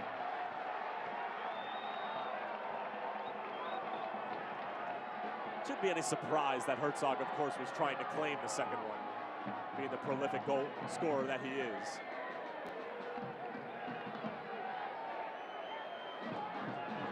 That's goal poaching at its finest. It was the great American soccer writer Grant Wall who said that goal scorers who score the ugly goals get a bad name in saying that they're goal poachers, because poaching is a bad term. There's a negative connotation that comes with it. And that a poacher is doing something illegal in the true sense of the word. There's nothing illegal about what a Chris Wondolowski might do at the MLS level. There's nothing illegal about what Corey Herzog's doing. There is something illegal about trying to claim a goal that's not yours. Ask Daniel Rios. He's one of the best poachers in the game. Yeah. He's sitting right there under Solomon Asante in the USL Championship Golden Boot race. Cushion starting to expose itself a bit more. Trust me, if he can get away with it, he'll take it all the way to the dressing room. All right, boys. I put 3 in the back of the net tonight. What'd you do?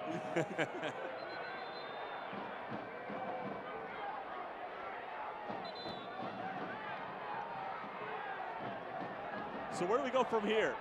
New Mexico United now trailing by 2 at home. Half an hour to play.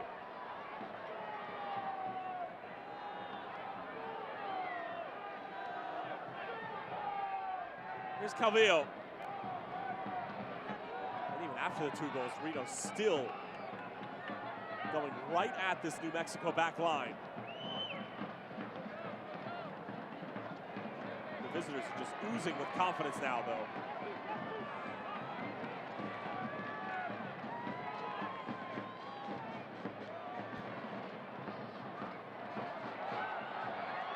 Frater trying to run onto it. All the way back from Marcinkowski.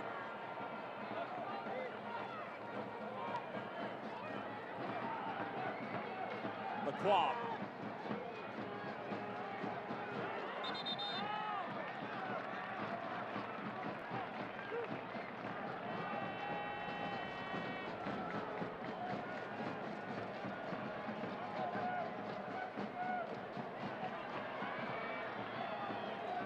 Little interplay between Moar and Frater. Moar gets a shove in the back. He wanted a handball as well on Kevin Partida. He's got a case here. This is a good step by Partida. Unfortunately, he doesn't get any of the ball, and Santi Moar's willingness to go to ground a bit early could have influenced the referee here. Just keep an eye on the midfield too, as Sam Hamilton and Juan Pablo Guzman are become so much more important now that Frater has moved over to the right-hand side for the substitute David Estrada.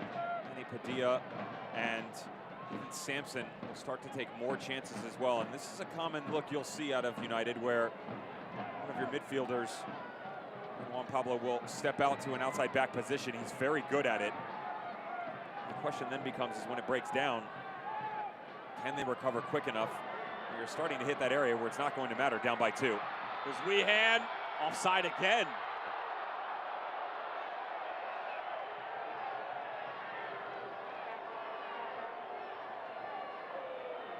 What's interesting in here is that this is actually blown before the ball's even played into Ivan Frater. Weehan over on that left-hand side. We saw the beautiful interchange in the first half between he and Santi Moar. Quality step by the back line, spilled over into the second half, and then a third time now.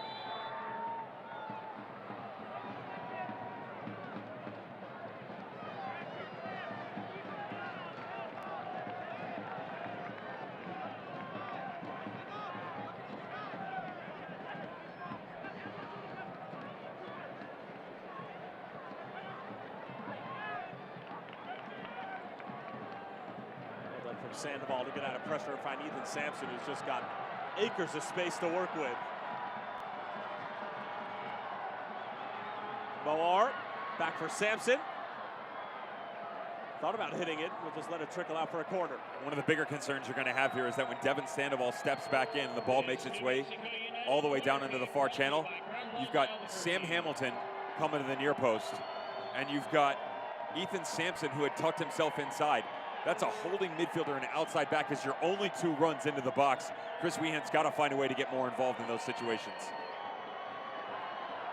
Warsankowski didn't quite get enough of it, but gets bailed out by his back line. Tete. Now Moar brings it down.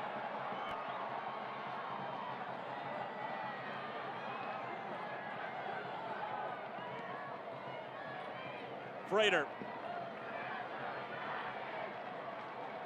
Moar trying to go back for the Jamaican, brings it down. Weehan blocked in front. A massive deflection coming by way of Benjamin Galindo. That most certainly saved at least a shot on frame, potentially a goal. You have to trust each other on the back line. That's exactly what goes on here. Notice the quick little step that you get by Kevin Partita. He's actually supposed to be sitting deep here when Mafeka doesn't rotate over. So it comes to your center back to step up off the back four. And he has to leave his feet, which is usually a no-no unless it's a last resort, and he gets it all right on the tackle.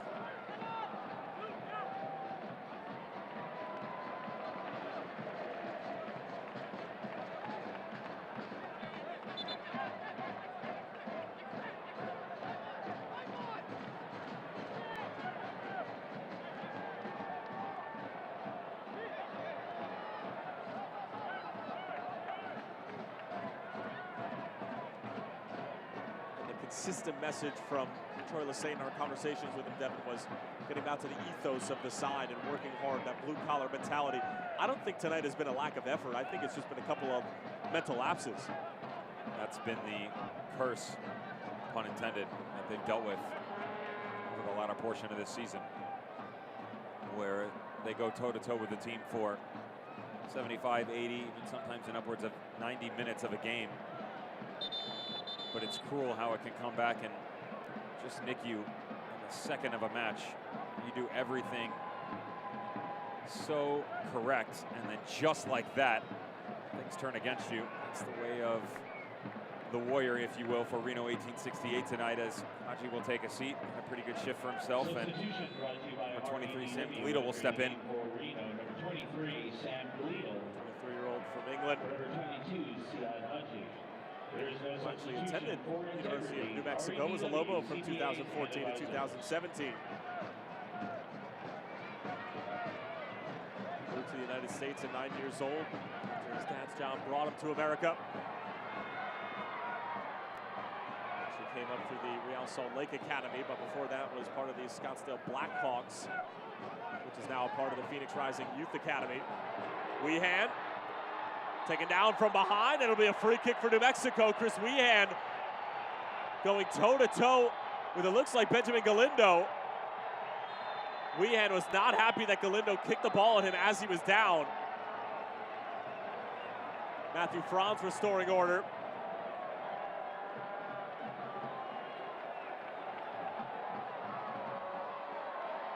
You can just read Corey Herzog's lips. He's saying, I promise you, he didn't mean to do that. A massive amount of frustration, and you can see him come over now and try and give his apologies to him. He didn't mean to, didn't recognize that the play had been blown by our referee. A bunch of bodies right at the top of the 18. Lino Mafeka tracking back here. He's the one who causes the issue. Yeah, there's a little tug, and again, he immediately puts his hand up. My apologies. Referee hadn't blown the whistle yet. Frustration by Chris Weehan, understandably so. Well done by the referee to just push all the tensions aside, settle things down. Let's hit the reset button and get back to the task at hand. 23 minutes to go. United down by 2. What can they do from the set piece opportunity?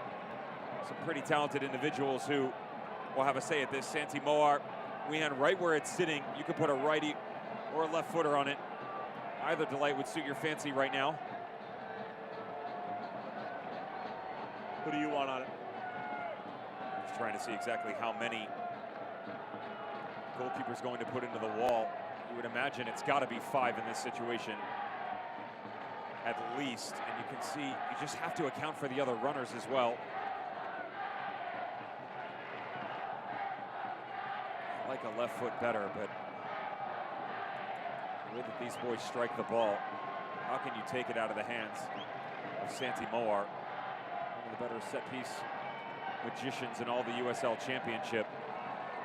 But just the way it's sitting, when you've got 2 United players sitting on the outside of the wall, just keep an eye on where does Marcinkowski line up. All right, from there, that's much better suited for a right footer in that left corner. It's Moar, it keeps it low, and actually was right behind Justin Schmidt after it went into the wall. Linda Mafeka caught a bad end of that, and Devin Sandoval is going to get called for the foul as Brent Richards went up for the header. And Devin Sandoval is saying, what did I do? I simply stood my ground after winning position.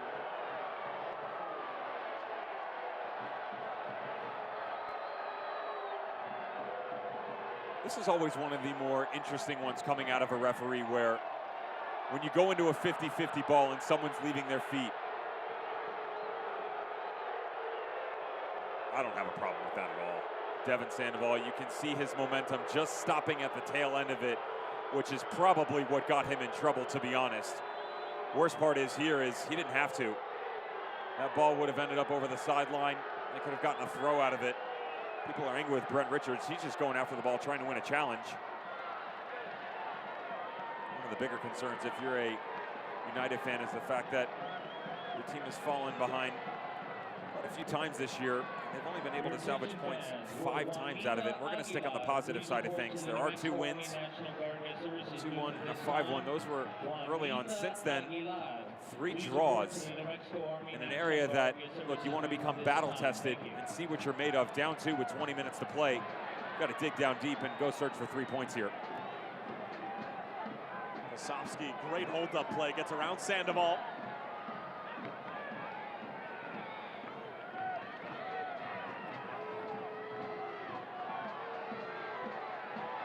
McQuagg gets stood up.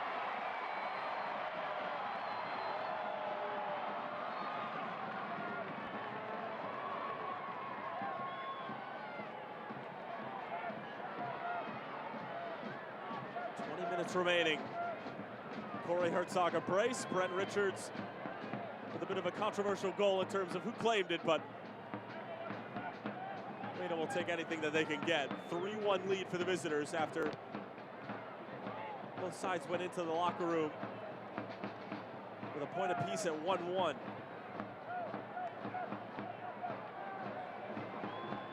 Brent Richards, nobody stepping to him. Time and space to pick somebody out. Manny Padilla, though.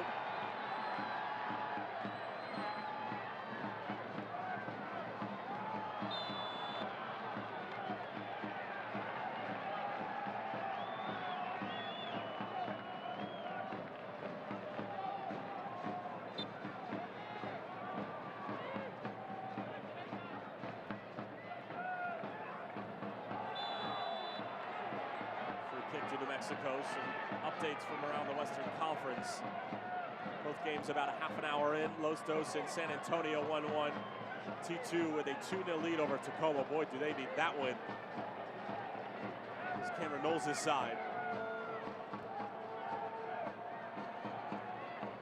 Now an area of exploitation that Troy St. feels his boys can have the better go of it no matter who they're challenging. This would be a great momentum swing right now, and they've allowed some of the bigger bodies. Again, keep an eye on Justin Schmidt. He's all the way in the back post right now. They have a tendency of going for that long ball to knock it back across the 6 and get a secondary runner.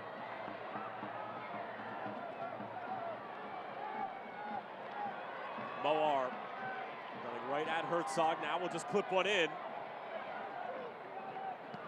Padilla, that's a great strike, and Marcinkowski bats it up to himself and makes the catch, but Manny Padilla with an absolute bullet from about 25 yards out.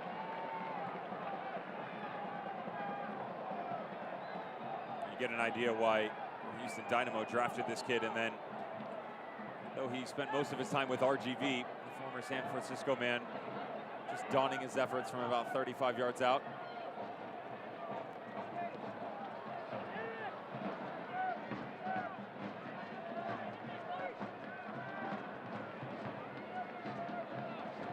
Gotta pick up the pace a little bit here for United. I understand that you got here for a reason. You started to reach this point where all bets are off, and you have to venture out of areas that you're not normally accustomed to. Down to 20 minutes to go. A look that hasn't suited you well in the past. Switch the game up a little bit. It goes back to the set pieces, and I get it, they're very good at them. But the other issue you have is if I'm starting to call them out on what their tendencies are, you have to show a different look. You see Justin Schmidt standing off on the back post. That's a pretty decent opportunity from 40 yards out. You can't do the same trick over and over and over again. You have to give a new gag. So maybe you put him on the near post, run him as a decoy, or at least knock one in there and then go far post. We've seen the same look all night long. Frater wasn't a bad idea for Santi Moar.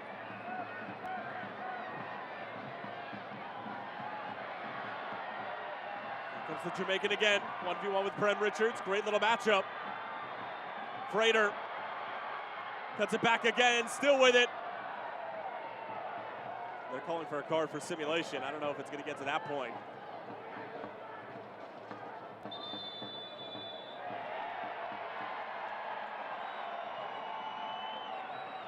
Tony Soler about to come on for Troy Lesane.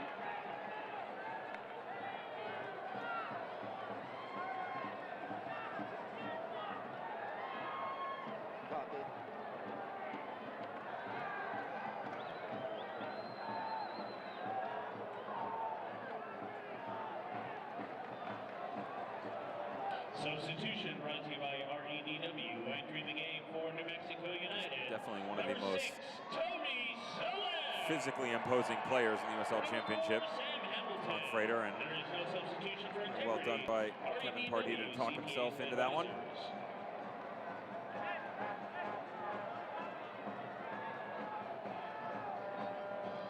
So a little mustard for dissent for Kevin Partita as Soler comes onto the scene and replaces Sam Hamilton. And all substitutions brought to you by RADW CPA and advisors. There's no substitution for integrity. Juanita Aguilar, please report to the Mexico Army National Guard Guest Services booth.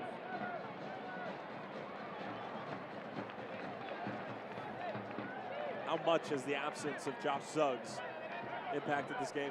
It's massive. Truly, you don't have the ability to attack now without their outside back. You started to see a bit of it from Manny Padilla in the second half, but notice Ethan Sampson really careful with how much he's stepping going forward. And what does that do for the opposition? Well, now you have whoever's playing on the right side. Right now it's Sam Glito, earlier Saeed Haji. They basically didn't have a defensive responsibility. They tucked in the middle and started to cloud things up, but you didn't have to account for that fifth or sixth runner coming off the back line to help this offense going forward. That's something that one of the more impressive relationships in all of this league, Eastern or Western Conference, has to be between Santi Moar and Josh Suggs. And that leg scratch, initially there's going to be a mental thought of, okay, well, now we're climbing uphill. What do we do here? You go out and get the early goal, but the tenacity by Reno to fight back, they haven't had an answer for it. Someone's got to step up, put him on the back, and go for it. Moar's trying to do just that. Gets it over for Weehan, gets the shot away, but it's over the bar. Did well with the first touch to set him up despite the ball from Moar. He hears the footsteps at the tail end of this. Watch of him not following through on this ball. There is an effort that can be last ditch, but notice he has the opportunity. If you lean over this ball, two things are going to happen. You give yourself a better chance to put it on frame. There's also a really good chance you're going to end up in a tackle, at which point the referee can point to a spot. Got to stay focused when push comes to shove, and that one just got away from him a bit.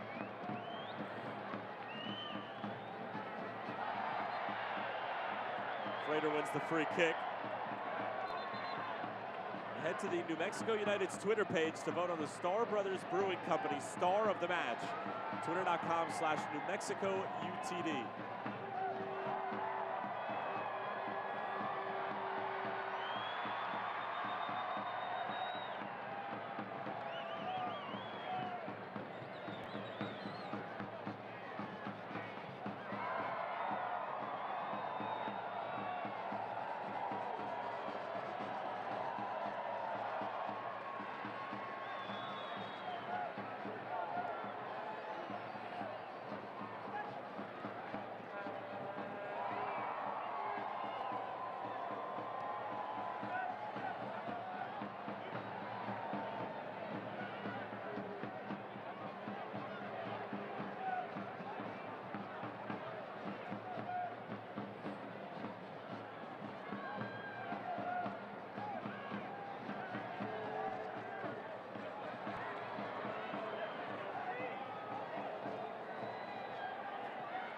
More towards the byline, but too close to Marcinkowski.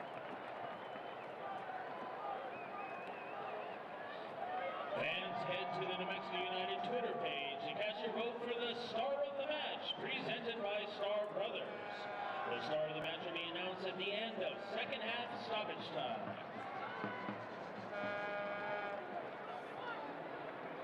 You just wonder how long Troy Lesane lets this question go of the final string being pulled in terms of substitutes coming off the bench. Frater taken down from behind. Reno felt like Partita got the ball, and Partita could be seeing his second yellow card, and he is. Talks himself into a yellow card just a few minutes ago, gets a second here. And now Reno up 2 goals, but down to 10 men. Certainly changes the narrative.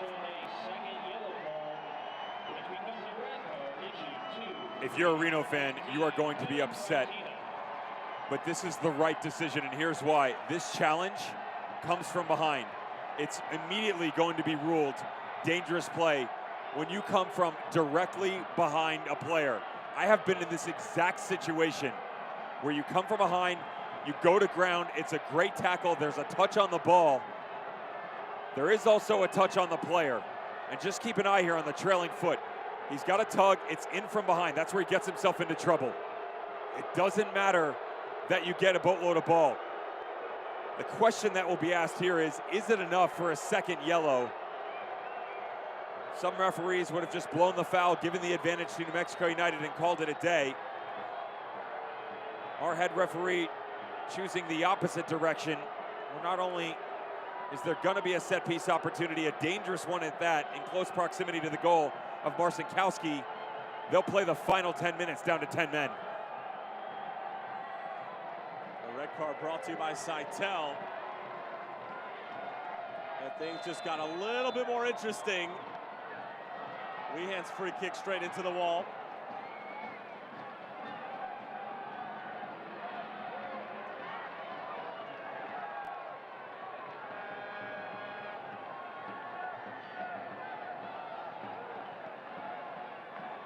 So now you should see a change from Reno when you look at who's on the bench. Here comes Frater. Wants it on his left. Trying to cut it back. Deflection coming off of Galindo, and a corner kick coming up for New Mexico. This has got to be Seth Kasipli, if anything. You've got Gleedle out on the field already. Kasipli, either one of them can move into the holding midfielder position. And you have to find a way to occupy the space for someone to take over that number 6 role and really command some leadership down the stretch for the midfield of Reno 1868.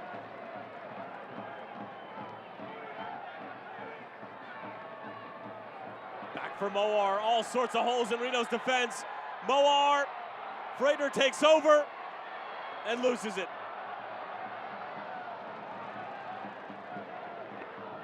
And it is going to be Kasipli coming on and replacing Danny Masovsky.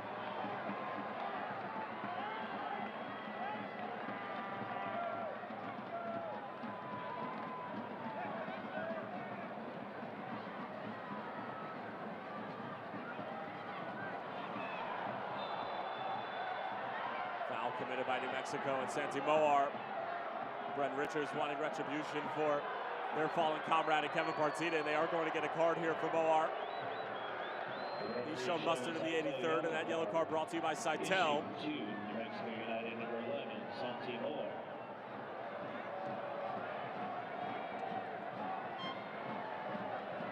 They're going to run into an issue with him next match out, as that will be his 5th yellow card. He will join some of his other boys that have dealt with it earlier this season, namely Von Frater and Josh Suggs. 5th yellow card, he will serve suspension as they take on Phoenix in their next match. That's going to be a massive loss, especially considering the 2 previous games, one earlier on this season and then the Open Cup match. He had a massive effect to both of them.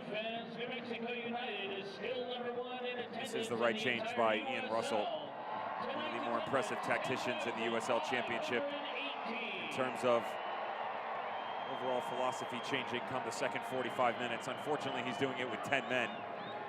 Kasipli will drop in. Corey Herzog will be the lone one up top. And don't be surprised if you see this become a bit more flat where Corey Herzog drops back a bit deeper, so does Mafeka, and you can almost turn this into a flat midfield 4 and move away from that diamond shape. See if you can close off some of the passing lanes that have started to open up since the double yellow.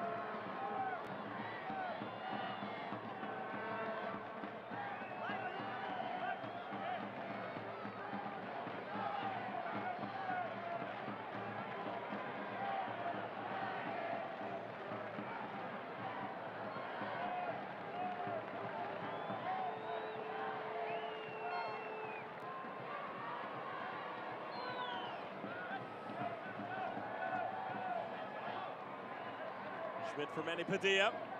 Good ball in. Weehan defended well by Linda Mafeka. This New Mexico United corner kick brought to you by Crown Plaza Albuquerque.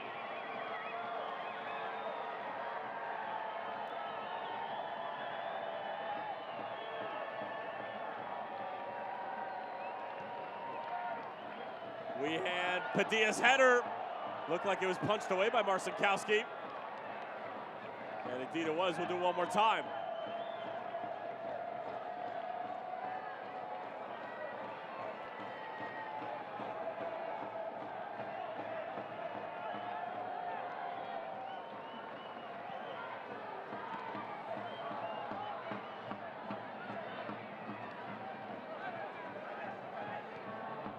Soler launches one in. And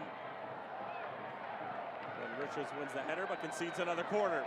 United giving them different looks now, and that's what this was all about. You can't run the same play over and over again. Instead of that long ball to the back post, they went direct, low and hard, and then play the 2v1 game. Early on, the 70, 75th minute mark, wondered how long Troy Lesesne was going to go to bench. Thought it might have been a look of Ken Akamatsu off the bench. We've seen him play in a false 10 type role. You pull Sandoval off and let Chris Weehan run around as the lone number 9 up top. But now that they've gone down to 10 men, you have to leave the big man on. It gives you that direct option. And the aerial threat will definitely be an option that they will look to attack a bit more, considering how deep Reno is sitting. Strong header won by Clementa. Freighter in for Sandoval. Padilla on the first time. Good ball in.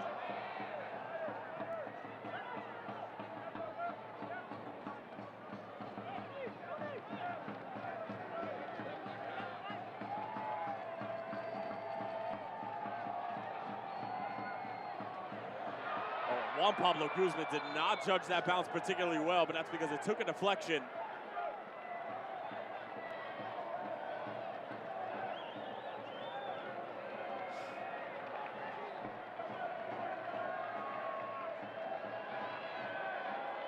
Former Reno man and Chris Weehan on the corner, drives one across. Acrobatic attempt from Padilla. Moar.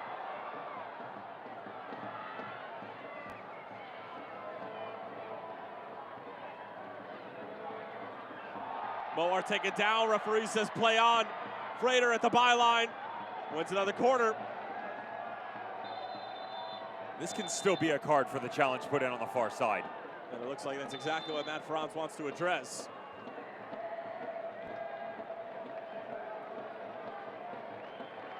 It is muster for Duke Lacroix. That's really good refereeing by Franz in the center position, and he allowed the boys to play on, but always understood that there was an infraction. Came back to it, goes in the book. Just wonder, Santi Moar, is he the one that can be the piece that changes all of this around? Look at him sitting all alone top of the 18. Good corner in, but Schmidt's going to be called for the foul, push off.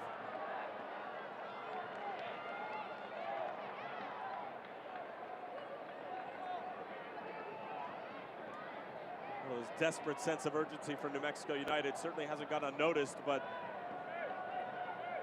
after Reno went down to 10 men with Partida getting sent off for a second yellow card in the 80th, the damage had already been done by Reno in a matter of about a minute and a half.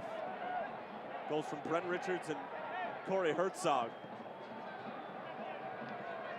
And it continues to be the same story for New Mexico.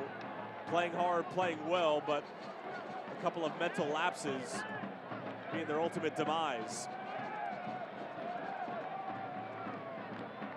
And Reno will be able to keep pace with the Fresno Foxes for second place in the Western Conference, barring any sort of miraculous comeback here from Troy Lessane's group.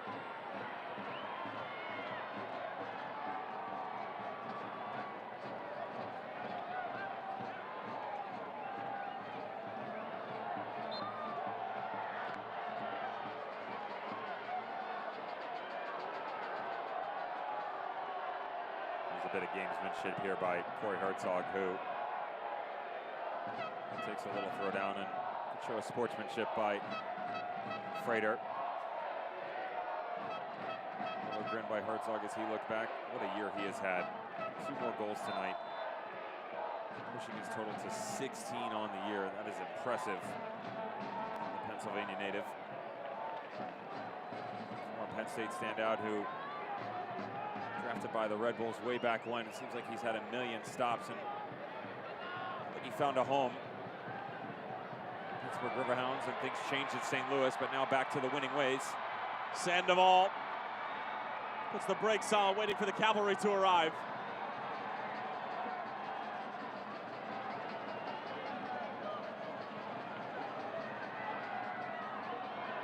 Sampson had that pass intended for Weehan, but he was caught in the mud after already taking one step back towards the ball. 4 minutes of stoppage time, and it's brought to you by Orange Theory Fitness. We're in the orange zone now.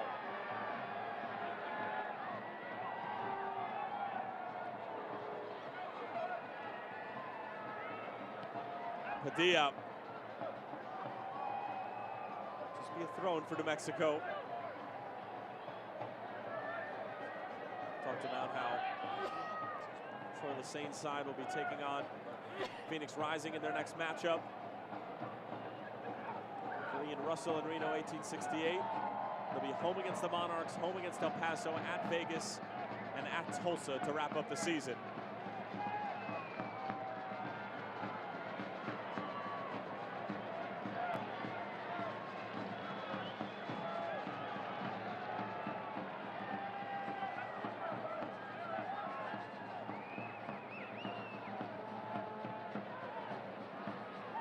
I like the idea of knocking around a little bit. You've reached a point. Down 2 with just 2+ minutes to play. You got to put something in the box. Use Devin Sandoval to your full advantage. That was not the time to be so horizontal in efforts. Pops back out for Padilla. Flips one in. Marcinkowski says thank you very much.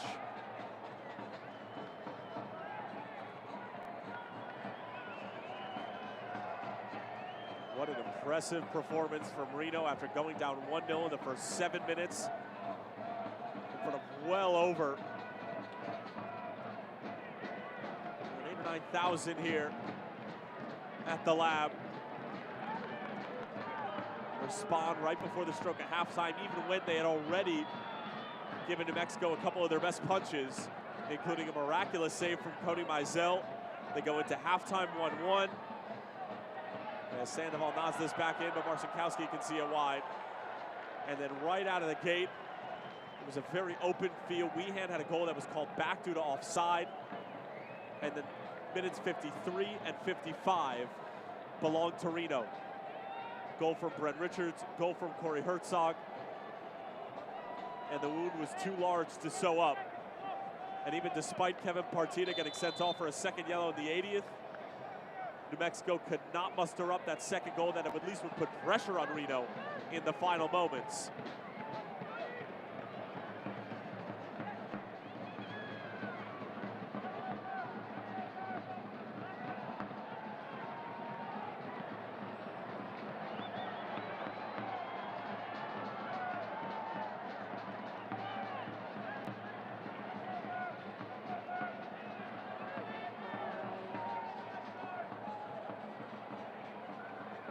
Padilla, good ball in, and Sandoval, oh, how did he not get a touch to that? Still probably would have been too little too late, but at least would have given them one last gasp of hope. We said we wanted to start seeing some distribution thrown into the box for Devin Sandoval. Thought maybe it would have been a bit higher up so we could get ahead on it. Really well done by Padilla. His service being whipped in has been quite impressive this evening. Unfortunately, haven't been able to really put anybody on the end of it.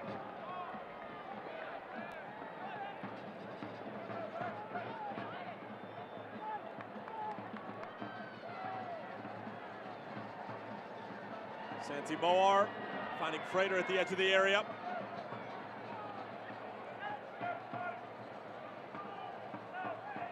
Padilla's delivery, nodded away. And that's going to do it full time. Reno 1868 keep pace with Fresno in the Western Conference, at least for now, in second place on 53 points. A professional performance on the road at the Lab. After giving up the first goal, they scored 3 unanswered, 2 in a matter of less than 2 minutes. Corey Herzog with the brace. And Reno have now won 3 in a row, starting to peak at the best time of the season. New Mexico United drop all points and very well could be on the outside looking into the playoff picture at the end of the weekend. Santi Moar is the Star Brothers Brewing Company star of the match. But despite his heroic efforts, especially in the early going, it's Corey Herzog and Reno who have the last laugh in front of a raucous crowd here at Isotopes.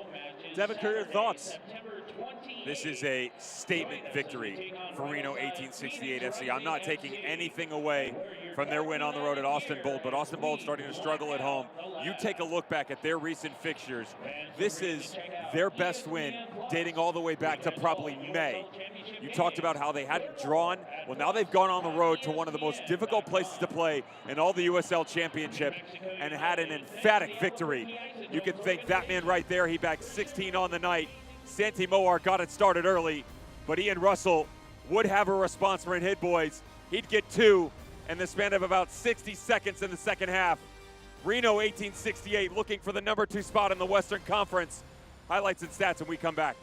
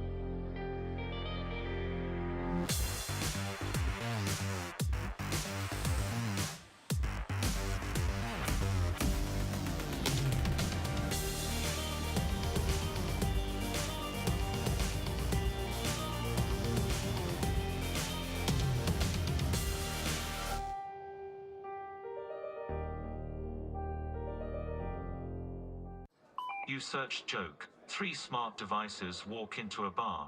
A bar is a counter where beer is served. Beer. Michelob Ultra is a beer free of artificial colors or flavors. Favors are friendly gestures like ordering a beer. I will have one. No, your operating system is not old enough. Ha, ha. Ha. There's enough artificial in the world. Michelob Ultra. No artificial colors or flavors. Superior light beer. That is a good one. Full time here at the Lab, and it's the visitors who have brewed up 3 points of their own. Corey Herzog with a brace, goals number 15 and 16 on the year. And Santi Moar's goal in the 7th minute negated by 3 unanswered goals. And we'll take a look at the Michelob Ultra play of the game, and it was Cody Mizell with probably one of the better saves you're going to see all season. Just so impressed by his individual skill set in terms of the goalkeeping position. Look at him square his legs up. Keeps a little space in between that maybe could have caused a concern in the 5-hole area. But his ability to just get that big arm out there, overstretch, one-on-one.